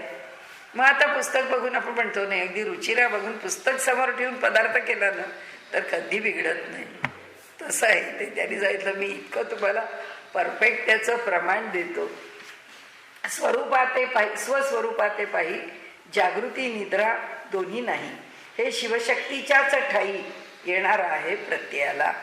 जागृती आणि निद्रा दोन्ही नाही. हे कोणत्या पातळीवर आहे? पुरुष प्रकृती शिवशक्ती याच पातळीवर आहे. ह्या शिवशक्तीमधून स्वस्वरूपात येता कोणी, अवघ्याचा निराश होऊनी तेची उरे. म्हणजे सगळं निघून जाईल, सगळ्याचा निराश होईल. तेची उरे, ते तत्वच उरे. हा तेवढा एकच तो उरतो. आता आपल्याला बहुतेक बरोबर जाता येईल. दोहो अंगीची आटणी, गिवसित हाती एकपणी, झाली भेदाची या वाहाणी आधाधी जिये. आता दोहो अंगाची आटणी निघून जातं. गिवसित आहाती एकपणी, ऐक्या एक गिवसित म्हणजे बांधलं जाणं, एकत्र येणं, शोधणं. अनेक प्रकारांनी गिवसित शब्द वापरलाय. एका ठिकाणी आता बांधले गेलेले. झाली भेदाची या वाहाणी, निघून गेला. आधाधी जिये, ज्या ठिकाणी राहत नाही. ही प्रकृती पुरुष दोन्ही लयकाली एका अधिष्ठानी, करून घेती आटणी तेची स्वरूप लयाचे. कुणाकरता लय आहे? कारण प्रकृतीचा अनादी आहे. तर लय कुणाकरता आहे? ज्ञानी पुरुषाकरता आहे. ज्ञानी पुरुषाकरता त्या दोघांचाही लय झालाय. शिव आणि शक्ती या दोघांची आटणी झाली आहे आणि तो ब्रह्माला जाणतोय. म्हणून ही प्रकृती पुरुष दोन्ही लयकाली एका अधिष्ठानी. आणि पृथ्वीचा लय होईल, प्रकृतीचा म्हणजे संबंध प्रलय होईल, त्यावेळीची स्थिती आता आपल्याला विचारात घ्यायचं काही कारण नाही आहे. आणि ती माहिती आहे आपल्याला की त्या लयकाळी ते दोघे एक होतील. म्हणजे प्रकृती काही जग निर्माण करणार नाही, जर अगदी त्याकरता घ्यायचं तर. पण व्यक्तिगत आणि याच आधाराने समर्थांनी पंचप्रलय लिहिलेले आहेत. समर्थांचं वेगळेपण आहे पंचप्रलय, की त्यांनी 5वा प्रलय हा विवेक प्रलय असं सांगितलंय. म्हणाले 2 व्यक्तीचे प्रलय, 2 सृष्टीचे प्रलय. पण हे प्रलय तर निसर्गक्रमाने होतील, पण 5वा जो प्रलय आहे तो आम्हाला या देहात साधायचा आहे. कारण या देहात रोज निद्रा प्रलय आहे. आम्ही झोपतो तेव्हा आमच्या ठिकाणी प्रलयच आहे. त्यानंतर मृत्यू हा देहाच्या दृष्टीने महाप्रलयच आहे. संपलं, त्या देहाचं अधिष्ठान संपून गेलं. आता सृष्टीमध्ये सुद्धा प्रलय आहेत. 2 प्रकारचे प्रलय आहेत. त्या एका प्रकारच्या प्रलयामध्ये हे अनेक घटना घडत राहतात. म्हणजे असं सुनामी बिनामी भूकंप वगैरे वगैरे, की ज्याच्यामध्ये सृष्टीमध्ये उत्पात होतात सगळ्या नष्ट होणं, जशी सरस्वती लुप्त झाली, लुप्त आहे, असे सगळे सृष्टीचे बदल आहेत, ते होत राहणे हे सामान्य प्रलय आहेत. आणि हे सृष्टीत सतत चालू आहेत, रोज आहे. जसा आम्हाला रोज निद्रा प्रलय आहे, तसा सृष्टीला सुद्धा रोज प्रलय आहे. आणि सगळ्यात शेवटी महाप्रलय आहे, की जेव्हा ही सगळी सृष्टीच नष्ट होते. ते म्हणाले हे काय निसर्गक्रमाने होणार आहे. मग तुम्ही कसा प्रलय करणार? तुम्ही या दोन्हीचाही प्रलय करा. तुम्ही देह पडला म्हणून गेलात असंही नको, आणि सृष्टी संपली म्हणून तुमचा सृष्टीशी संबंध नाही असंही नको. तुम्ही दोन्हीचाही प्रलय करा. तो प्रलय विवेकाने करा, असं समर्थांनी 5वा प्रलय सांगितला आपल्याकरता, म्हणजे व्यक्ती करता, की आम्ही विवेक करावा की ही सृष्टी म्हणजे प्रकृती आहे. आपण आता मगाशी म्हटलं ना, चिंतन प्रकृतीचं केलं, योगाभ्यासी प्रकृतीचं चिंतन करतो आणि तो काय टाकतो? प्रकृतीत टाकतो. आणि प्रकृतीत टाकणं आणि केवल स्थितीला येणं हे योगाचं अंतिम स्वरूप आहे. ते गीताकार म्हणतात. आम्ही तिथं नाही थांबत. प्रकृतीत टाकली मग काय स्वीकारलं? काहीतरी स्वीकार. ते स्वीकारण्याकरता प्रकृतीत टाकल्यावर त्यांनी ज्ञानाच्या मार्गाने तरी ब्रह्म स्वीकारा, नाही तर भक्तीच्या मार्गाने तरी ब्रह्म स्वीकारा. म्हणजे योग परिणत कशात करा? ज्ञानात तरी करा, नाहीतर भक्तीत तरी करा. तसंच कर्म आहे की कर्म तुम्ही निष्काम करत गेलात, कर्माचं फल टाकण्याची युक्ती तुम्हाला मिळाली, म्हणजे योग कर्मसु कौशलम, म्हणजे कर्मयोगामध्ये तुम्हाला हे साधलं कर्माचं कौशल्य, की तुम्ही फळ घेत नाही, टाकत गेलात. पण पुढे तुमच्या चैतन्याचं काय? तुमचं जे चैतन्य फल टाकली, तुम्ही तिथपर्यंत आलात. निष्काम कर्मयोगाने तुम्ही चैतन्यापाशी पोचलात. पण ते म्हणतात ते चैतन्य, त्या चैतन्याला जाणण्याचा तुम्ही दुसरा कोणता मार्ग घेतलात? तर त्यांचं म्हणणं असं आहे की कर्म हे ज्ञानात परिणत होतं. म्हणजे जसं जसं ते कर्माचं फल टाकत जातो, तसं तसं एक तर आमच्या अंतःकरणामध्ये ज्ञानाची बाजू तरी बळकट होते, नाही तर भक्तीची बाजू तरी बळकट होते. कुठेतरी अंतःकरण समर्पित होत जात. योगामध्ये पण कुठेतरी समर्पित होत जात. कितीही स्वतंत्रपणाने तो विचार करत गेला तरी तो ज्ञानात तरी शिरतो, नाहीतर तो भक्तीत तरी शिरतो. तर आता इथे त्यांनी सांगितलंय की ही दोन्ही एक करून घेती आठणी, तेची स्वरूप लयाचे म्हणून, म्हणजे तो पंचप्रलय. शेषर आहे जे अधिष्ठान, तोची सच्चिदानंद जाण. आता जे अधिष्ठान शेष राहील, म्हणजे ज्याच्या अधिष्ठानावरती, ज्याच्या पायावरती हे पुरुष आणि प्रकृती उभे राहिले, तो पाया तसाच राहिला. म्हणजे आपण सारखं बोलतोय तेच की शिवशक्ती संपले की मागे ब्रह्मच, बाकी दुसरं काही नाही. शिवशक्तीचे तिरोधान होता जगत संपले. म्हणजे आणखीन एक जगापेक्षा विपरीत की जगामध्ये सुद्धा माता पित्यांचा मृत्यू होतो, पण पुत्राला घेऊन मृत्यू होत नाही. हे प्रकृती पुरुष जे आहे ते आपल्या आधी पोराबाळातच बरोबर घेतात. सगळ्या आधी आपला पसारा बुडवतात, मग आपल्याला बुडवतात. म्हणजे प्रपंचामध्ये आपण तसं करत नाही. सुवर्णाची प्रकृती, सुवर्णाचा पुरुष निश्चिती, एके ठाई आटल्यावरती भेदरहित सोने उरले.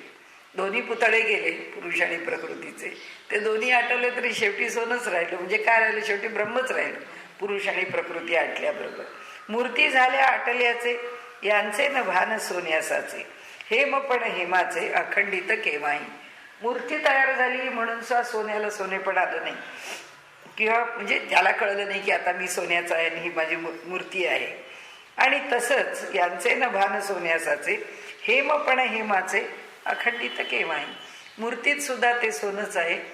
आणि गोळा आटवला किंवा लगड केली किंवा काय जे असेल, बिस्किट केलं, सोनच आहे. लयकाली पुरुष प्रकृती, एके ठिकाणी आरती, जगदारंभी पुन्हा येती, तेथेच द्वैतपणाने. एके ठिकाणी आरती किंवा आटती काही म्हटलं तरी चालेल, कारण आरती शब्दाला इथे फार अर्थ आहे असं वाटत नाही. हा, एके ठिकाणी आटती. हा, लयकाली पुरुष प्रकृती, एके ठिकाणी आटती, जगदारंभी पुन्हा येती, तेच द्वैतपणाने. जगदाच्या आरंभी पुन्हा ते येतात. विश्व, पुढे जाऊ, विश्व एकमेकांची जिये, जिये एकमेकांची विषयी आहे, जिये ही दोघे सुखी आहे, जिये दोघे. पुन्हा तेच, एक पुरुष प्रकृती एकमेकांच्या शिवाय राहत नाहीत. आपण वाचू, अर्थ सोपं आहे. ही पुरुष प्रकृती देखा विषय विषयी एकमेका. एकमेकांचे विषय आहे. जसं आंबा आणि मनुष्य हा एकमेकांचा विषय आहे. असं आम्हाला वाटतं की आंबा माणूस खातो, माणसाला त्याची चव कळते असं आपल्याला वाटतं आणि मग तो आपला विषय आहे असं समजतो. पण माणसाशी माणसाची मैत्री हा तर माणसाचा नक्की विषय आहे. की माणसाने माणसाशी मैत्री केली तर माणूस माणसाशी काय व्यवहार करील. आता जगातले सगळे विषय आहेत, हे सगळे विषय हा आमचा विषय आहे असं आम्ही म्हणू नाही शकत. म्हणजे आत्ता आपण म्हटलं तसं एक मनुष्य आहे, त्याला आंबा आवडतो, जनावरांना पण आंबा आवडतो. म्हणजे जर कुत्र्याला आपल्या घरच्या आंबा खायला घातला तर तो आंब्याकरता जीव टाकतो. हो, त्याला पुन्हा रोज आंबा पाहिजे, त्याला पुन्हा हापूसची चव लागली तर त्याला हापूसच पाहिजे, कारण तो वासावर खातो, त्यामुळे त्याला तोच वास. म्हणजे विषय जो आहे तो फक्त एकाच एक नाही आहे. म्हणजे जग आणि शिवशक्ती यातला पुन्हा फरक विचारात घेतला आपण तर एकच विषय आहे. म्हणजे आता दुर्वा आहेत, तर दुर्वा तोडून आम्ही गणपतीला वाहतो, म्हणून आमचा दुर्वा हा आमचा विषय आहे की आम्ही दुर्वांची जोडी करणार, गणपतीला वाढणार आणि ती त्या देवतेची उपासना करण्याची एक पद्धती आहे की 21 दुर्वा, मग 21 जोड्यांचा हार, मग पुष्कळ 1000 दुर्वा वगैरे वगैरे. तर गवत जे ती दुर्वा, एक कुत्र्याला गवत आहे, त्याचं पोट बिघडलं की तो दुर्वा खातो आणि उलटी करतो. म्हणजे ह्या जगामध्ये हे जे सगळं निर्माण केलेलं आहे, हे जे जड जगत किंवा चेतन जगत हे एकमेकांचे विषय आहेत. म्हणजे आणि मल्टिपल आहेत. म्हणजे नुसतंच एकाच एक विषय नाही आहे. म्हणजे माझी जर यांच्याशी मैत्री आहे तर यांची 10 जणांची मैत्री आहे आणि माझे पण 10 जणांशी संबंध आहेत, किंवा हे माझ्याशी या संबंधाने एकत्रित आले किंवा ही मैत्री म्हणून आले. हे नाही आहे आमचं अमुक एक काम आहे, त्या कामाच्या निमित्ताने आम्ही 5-6 माणसं एकत्र आलो, या नाही या मैत्रिणी म्हणून एकत्र आल्या. म्हणजे हे जे संबंध आहेत हे एकाच एक नाही आहेत, एकाच अनेक संबंध आहेत. आणि त्यांनी इथे जे म्हटलंय पुरुष प्रकृती देख विषय विषयी एकमेका, ते फक्त एकमेकांचे विषय आहेत. त्यांना त्यांच्या पलीकडे विषय नाही. जे आपल्या व्यवहाराच्या भाषेत बोलायचं तर त्यांना एकमेकांच्या शिवाय दुसरं जग नाही. आणि त्यामुळे विषय विषयी एकमेका आणि दोघेही सेविती सुखा अन्योन्य आश्रयाने. याला अन्योन्य आश्रय म्हणतात की दुसरा आश्रयच नाही. हा अन्योन्य आश्रय भाव आहे की अन्य आश्रय स्वीकारत नाही. हा व्यवहारात आम्ही केव्हा स्वीकारतो अन्योन्य आश्रय? जेव्हा भक्त आपल्या भगवंताच्या ठिकाणी समर्पण करतो तेव्हा. तो आता दुसरा आश्रयच नाही त्याला. तो म्हणतो की तुझ्याशिवाय परमात्मा आता मला काही नाही ना. म्हणजे ते त्याच्याकरता समर्थांनी म्हटलंय की जीवे वित्ते प्राणे चित्ते आणि काया वाचा मने, सगळ्या पातळीवरती त्याला सगळं समर्पण केलं. आपलं असं काही ठेवलेलंच नाहीये, अन्य आश्रयच नाही. आणि म्हणून लोक म्हणतात आपला प्रपंच काय त्या परमेश्वराच्या चरणावर सोडायचा का? प्रपंच सोडायचं म्हणजे कर्तव्य सोडायला नाही सांगितलं, प्रपंचाचं कर्तव्य करायला सांगितलंय. पण कर्तव्य करून आपला सगळा प्रपंच त्याच्या चरणी आहे. म्हणजे पोरं बाळ जबाबदाऱ्या सगळं सगळं त्याला भगवंता या सगळ्यांची काळजी तू घे, काळजी घेणारा मी नाही.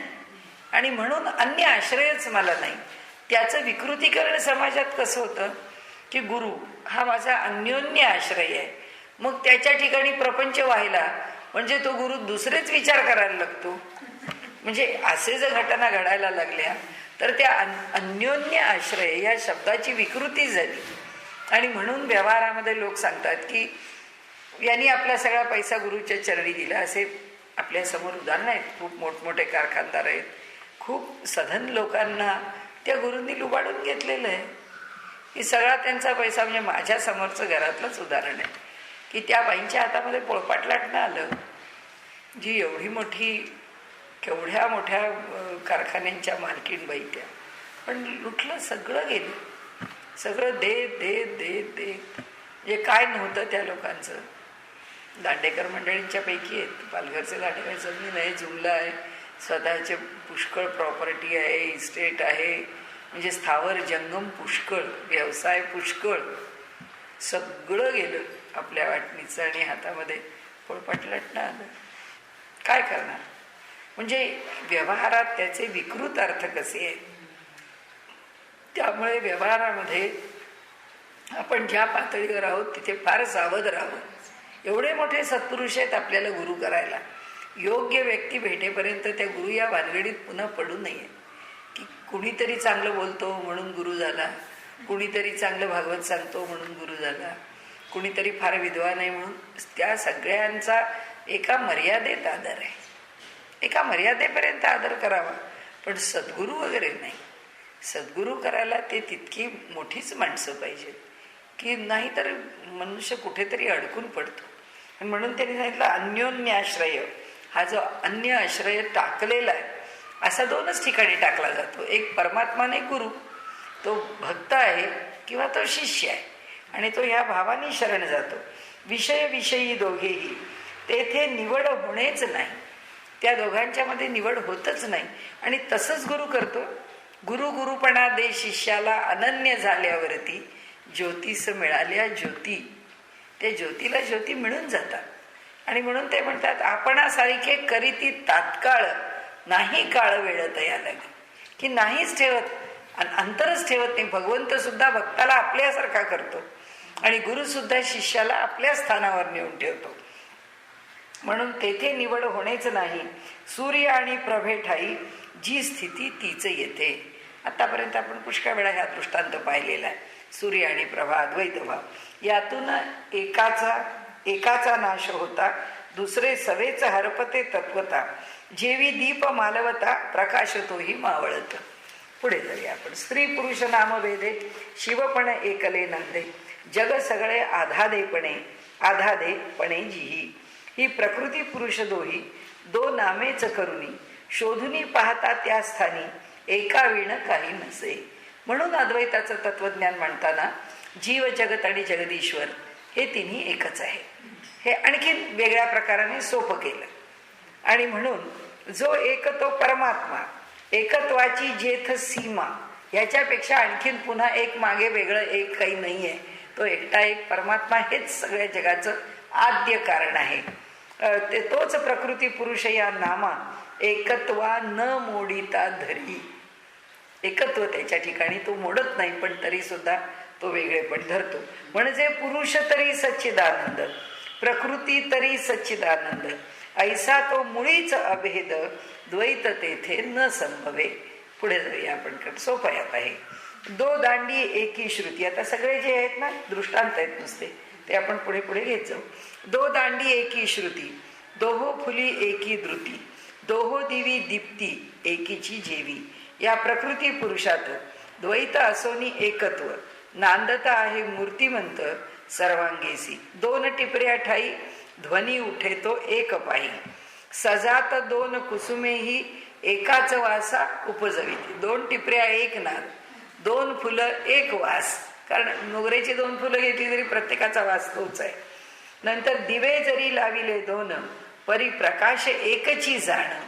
प्रकाशी दोहोंचे दोनपण, नुमगे की.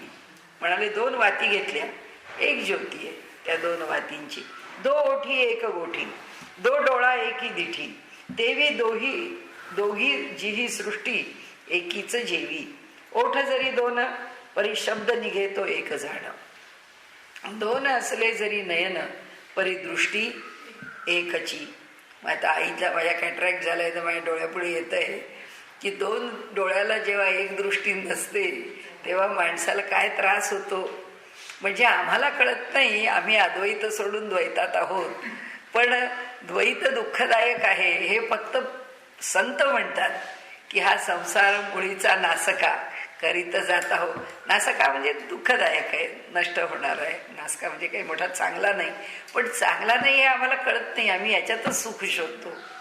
मग आणि आम्ही त्याच्यात सुख शोधून का मिळत नाही असं संत म्हणतात.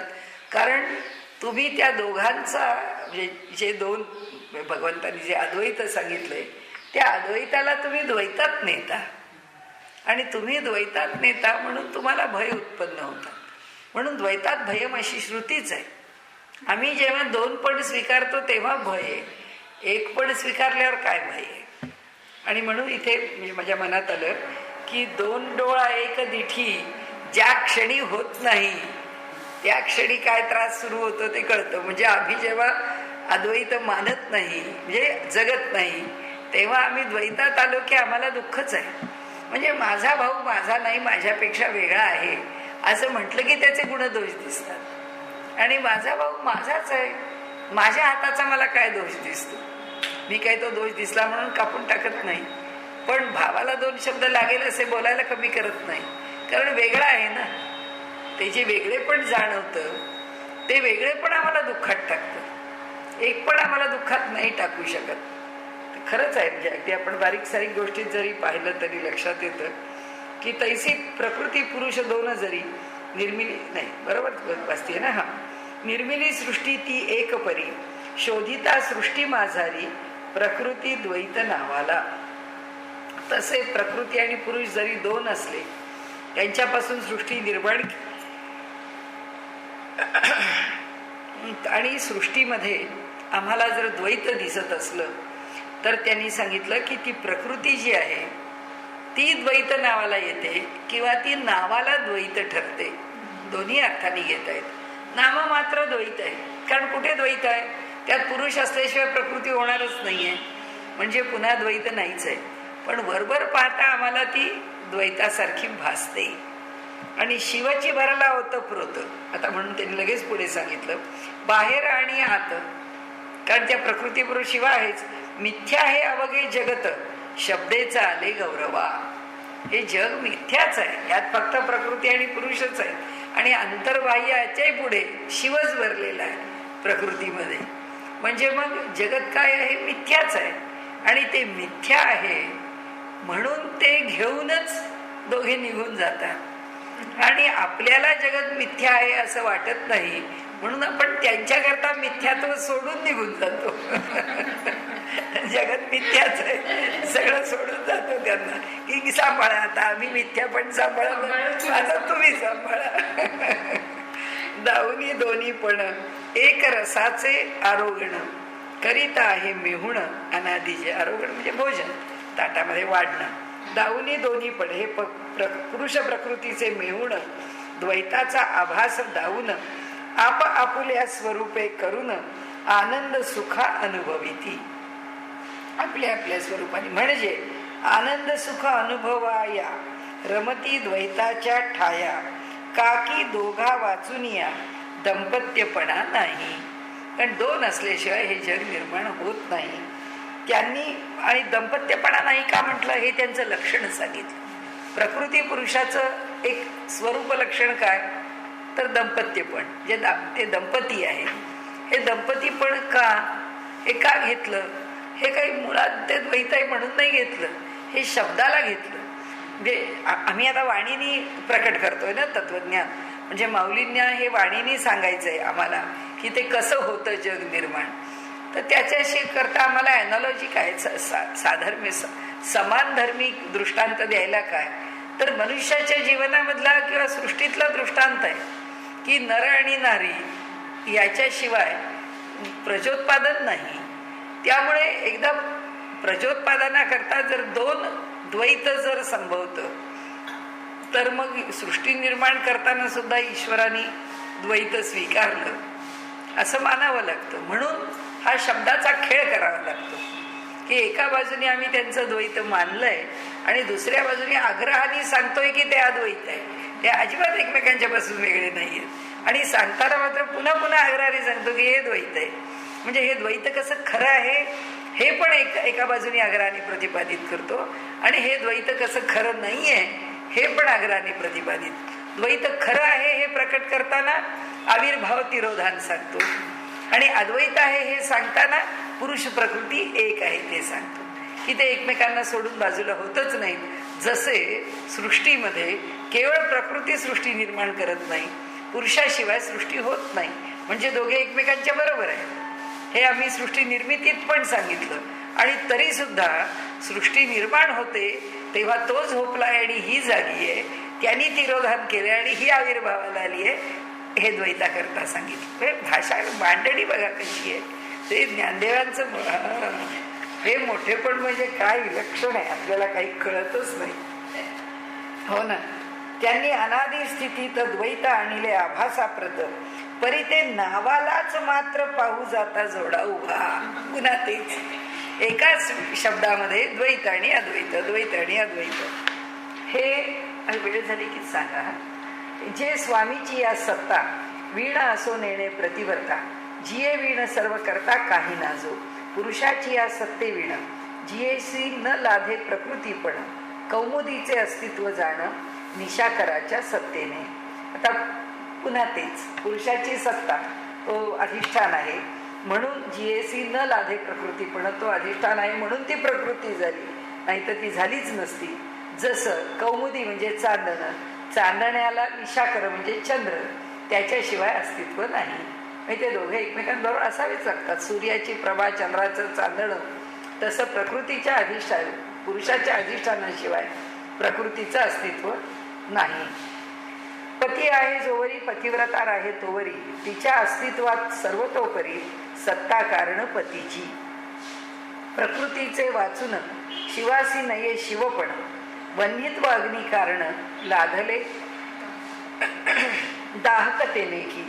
म्हणाले दोन्ही दृष्टांत घेतले, पती आणि पतिव्रता. म्हणून ती पतिव्रता सती जाते, कारण पुरुषाचं अस्तित्व संपलं की तिचं अस्तित्व संपणार आहे, ही धारणा ज्याच्या ठिकाणी परिसीमेची आहे तो त्याचा विचार करतो सतीत्वाचा. आणि म्हणून त्यांनी सांगितलं प्रकृतीचे, कारण असं आहे ना की ही सुद्धा फार पोचलेली स्थिती आहे. म्हणजे समाजामध्ये हा एक तत्वज्ञानाचा भाग म्हणून त्यावेळी समाजामध्ये समोर आला, पण त्याचं विकृतीकरण किती झालं की सामान्य स्तरावरती स्त्रियांना नाही त्या अडचणीमध्ये पाडून ठेवलं. कारण शेवटी असं आहे ना, काही सगळ्या सर्वसामान्य मनुष्याला व्यवहारच आहे. म्हणजे महाभारतकारांनी दोन्ही लिहिलंय की पतीच्या निधनानंतर पुत्राला घेऊन वेदीवरती चढणारी सहोडा वधू पण सांगितली की मुलांच्या सहित दुसरा विवाह करते आहे, दुसऱ्या विवाहाला उभी आहे. कारण काय आहे, व्यवहारतः ती जर एकटी स्त्री राहणं जर अवघड असेल तर तिला विवाहितच व्हावं लागेल, दुसरं ती काय करेल. पातिव्रत्याचा संबंध त्यांनी कुठपर्यंत जोडलाय, अशी ती स्थिती आहे. आता ह्या काय कमी होत्या शारदा माता, पण रामकृष्णांच्या पश्चात राहिल्याच ना शेवटपर्यंत. म्हणजे त्या पातिव्रत्याची सुद्धा एक तरतम स्थिती आहे. तर त्या तरतमतेचा विचारच पुढे गेला आणि मग त्या पतीचं निधन झालं की त्या बाईला न्यायचं, तिला ढकलून टाकायची. हो, म्हणजे हे सगळं म्हणून त्या ब्रिटिशांच्या नियमांना आम्हाला बळी पडावं लागलं नाही का. कारण हे अशा प्रकारचे प्रकार घडायला लागले. अगदी आज तागायत सुद्धा असं विचार करणारे लोक आहेत की कशाला राहिल्या त्या पतीच्या मागे, त्यांनी सुद्धा सती जायचं होतं. पण ती धारणाच वेगळी आहे, प्रत्येकाचं कार्यच वेगळं आहे. म्हणजे माद्री सती गेली, कुंती गेली का? माद्री म्हणाली मी जाते, तुझ्यासारखं कर्तृत्व माझ्याकडे नाही. आणि म्हणजे काय खूप विचार आहे त्याच्या मागे की गांधारीने डोळ्याला पट्टी बांधून घेतली. आता माझ्या सासूबाईंच्याच बाबतीमध्ये जेव्हा त्यांच्यावरती कोळवलकर गुरुजींनी त्यांना विचारलं, ते म्हणाले की माई तुम्ही काही काही गोष्टीमध्ये मी सांगतो ते माझा सल्ला ऐका. तर तेव्हा म्हणजे ते सगळ्या घरातल्या अडचणी आपल्या पुढे सांगत नाही मी, पण त्यावेळी त्या म्हणाल्या की हे बघा गुरुजी तुम्ही मला सल्ला देत आहात हे खरं आहे, परंतु म्हणाले तुमचं म्हणणं काय, तुम्ही एवढे मोठे आहात की तुमच्यासारख्यानं मी काय सांगावं. पण म्हणाले माझं मत मी तुम्हाला सांगते. त्या गांधारीने डोळ्याला पट्टी बांधली म्हणून ते 100 कौरव सगळे नादात निघाले. कारण आईचं मुलांकडे लक्षच राहिलं नाही. आईने मुलांचं पालन केलं असतं आणि ती एवढी गुणी आई होती तर त्या गुणी आईने त्या मुलांना शहाणं केलं असतं. म्हणाले मी काही ती गांधारी होणं पसंत नाही करणार, मला काही पटणार नाही की अमक्याकरता अमुक करून घ्या, वाटेल ते दोष चालवून घ्या. दोष ते दोषच आहेत, मी दोषांना दोषच मिळेल. प्रकृती भेद आहे. म्हणजे गांधारी चुकली का असं होत नाही. आम्ही गांधारीचे फॉलोअर नाही एवढं नक्की. ही गोष्ट नक्की की हे होणार नाही. की जे कर्तव्य आहे ते कर्तव्य पालन केलंच पाहिजे. मग ज्ञानेश्वरासारख्या ही लहान लहान मुलं असताना या 4 मुलांना सोडून आईवडील निघून गेले, पत्नी तर हेच गेली, आणि ते दोघांनी मिळून फक्त दोष कुणाला होता? काही पत्नीला दोष दिलेला नव्हता, दोष फक्त विठ्ठलपंतांना दिलेला होता.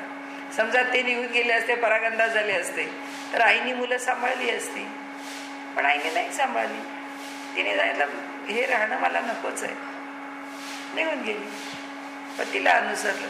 तिचा भाव कोणता महत्त्वाचा ठरला?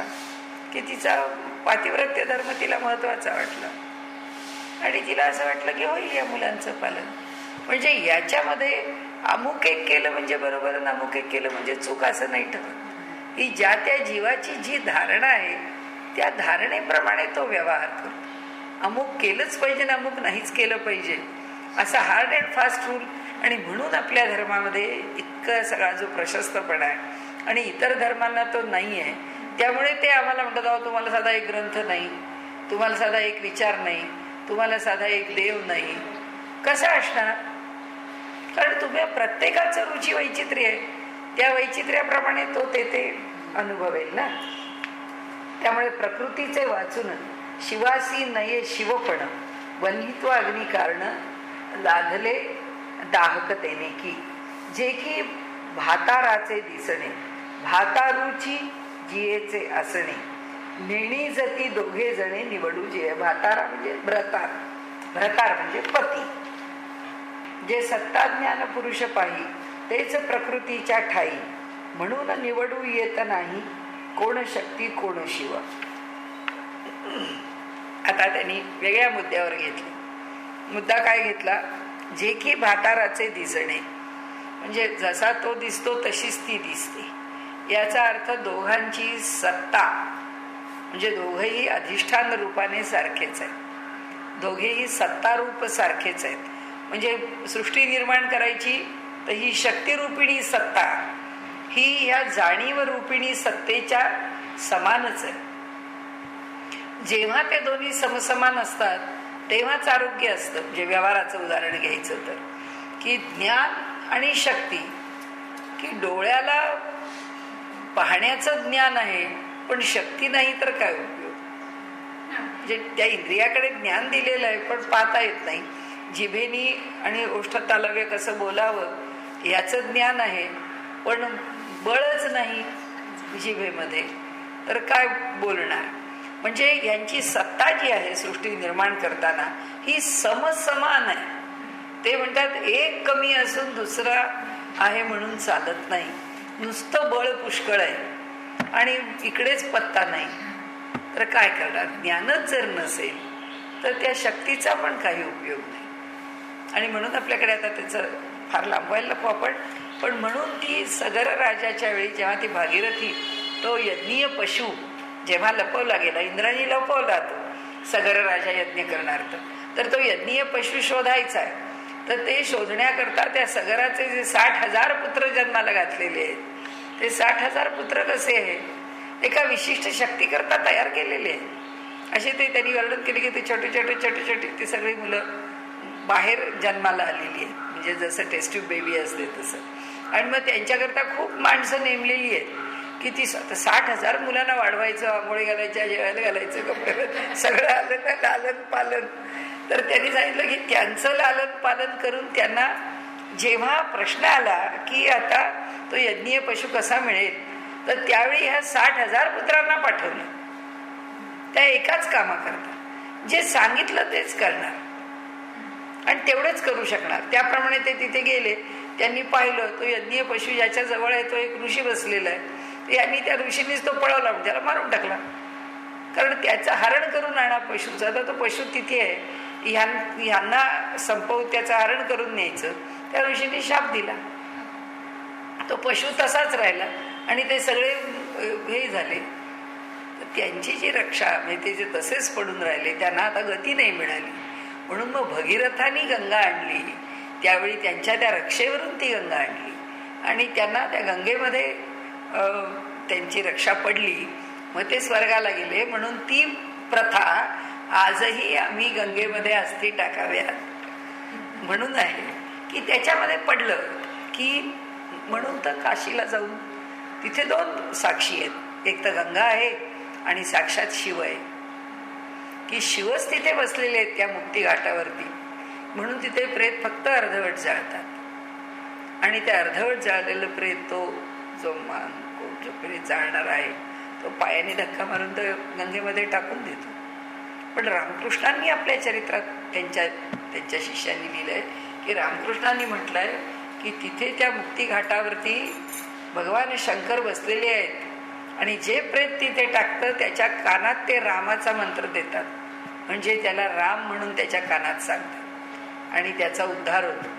म्हणून त्या काशीच्या त्या घाटावरती मृत्यू हा उद्धार म्हणून लोक जाऊन राहतात काशीला, की शेवट काशीला व्हावा, त्या मुक्ती घाटावर व्हावा, साक्षात भगवान शंकराच्या स्पर्शाने व्हावा.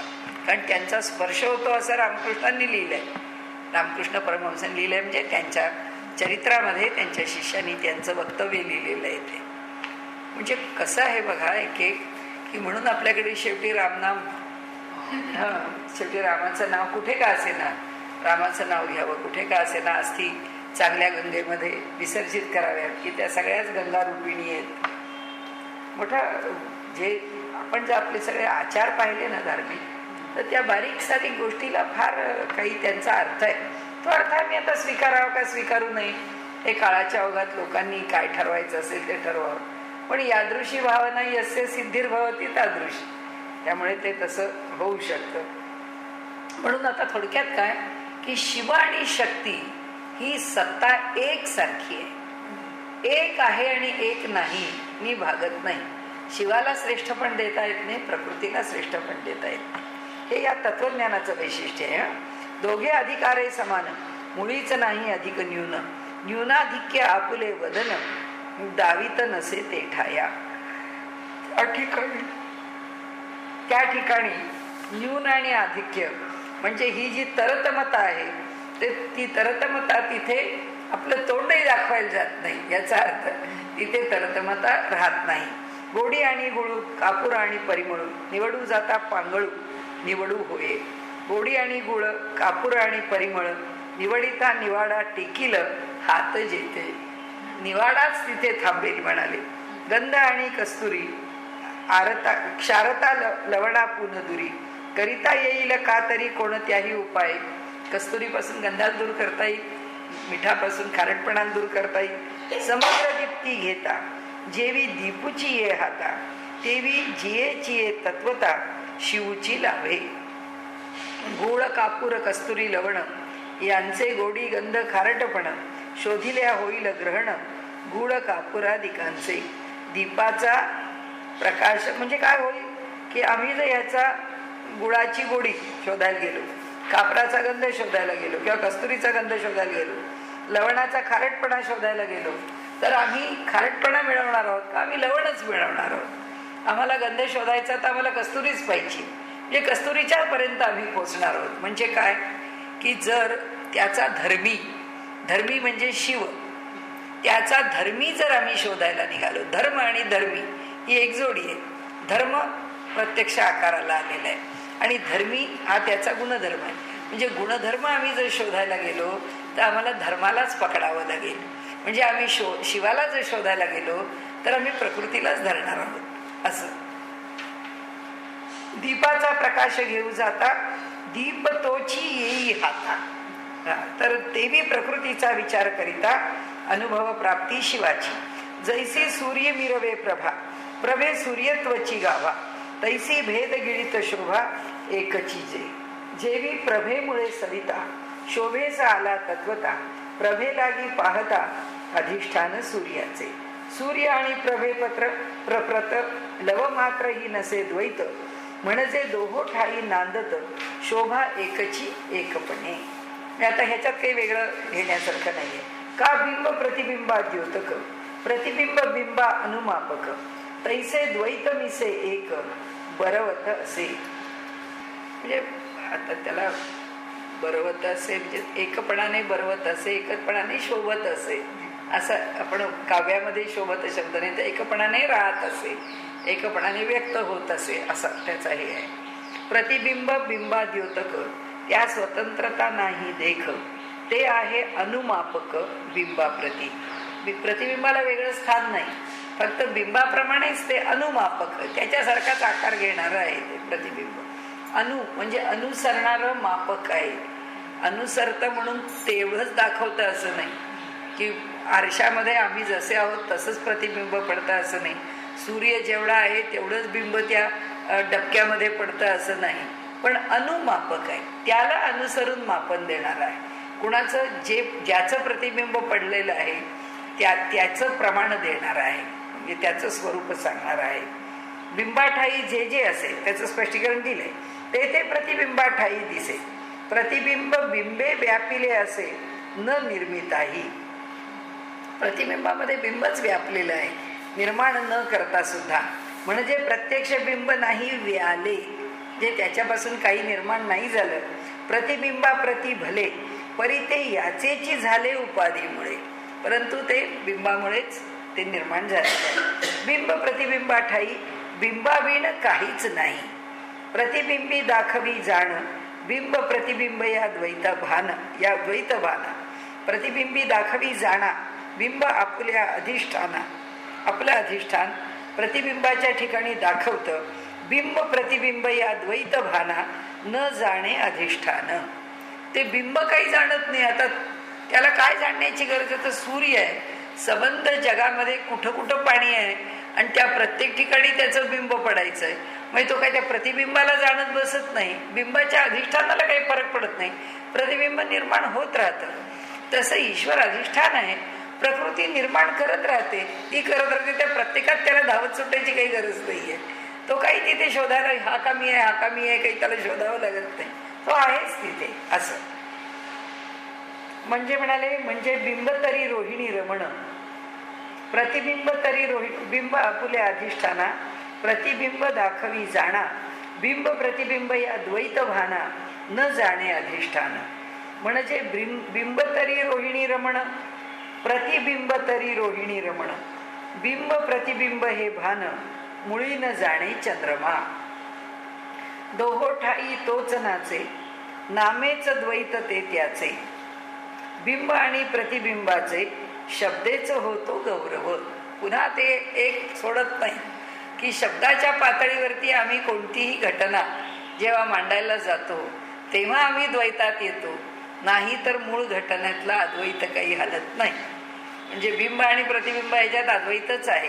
म्हणून तर शंकराचार्यांच्या प्रक्रियेमध्ये एक बिंब प्रतिबिंब वाद आहेच, कारण आम्ही प्रतिबिंब आहोत. अनेकांना उत्तरं देण्याकरता अनेक प्रकारे अद्वैत समजवावं लागलं.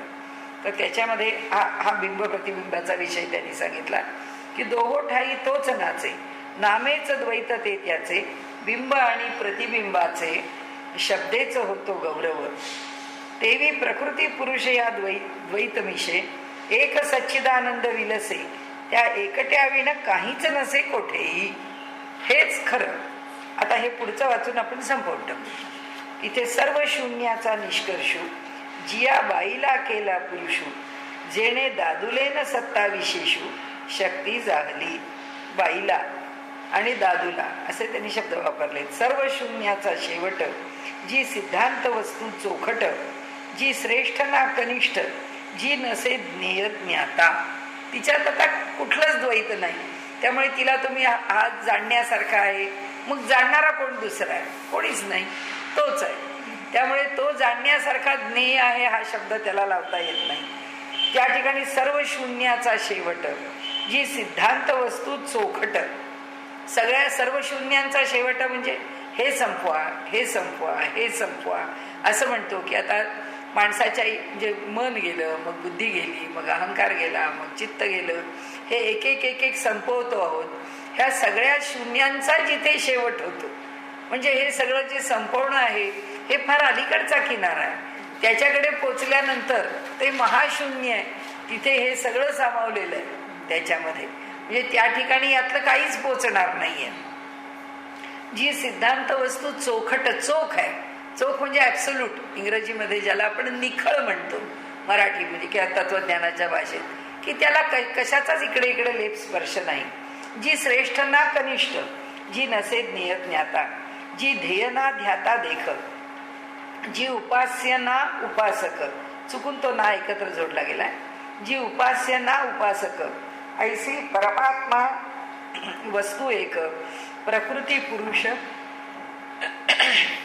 अधिष्ठान ऐशा अधिष्ठानाप्रत ज्या बाईने आणिले पुरुषत्व आणि पुरुष सत्तेने आपणाप्रत शक्तीपणा आणला.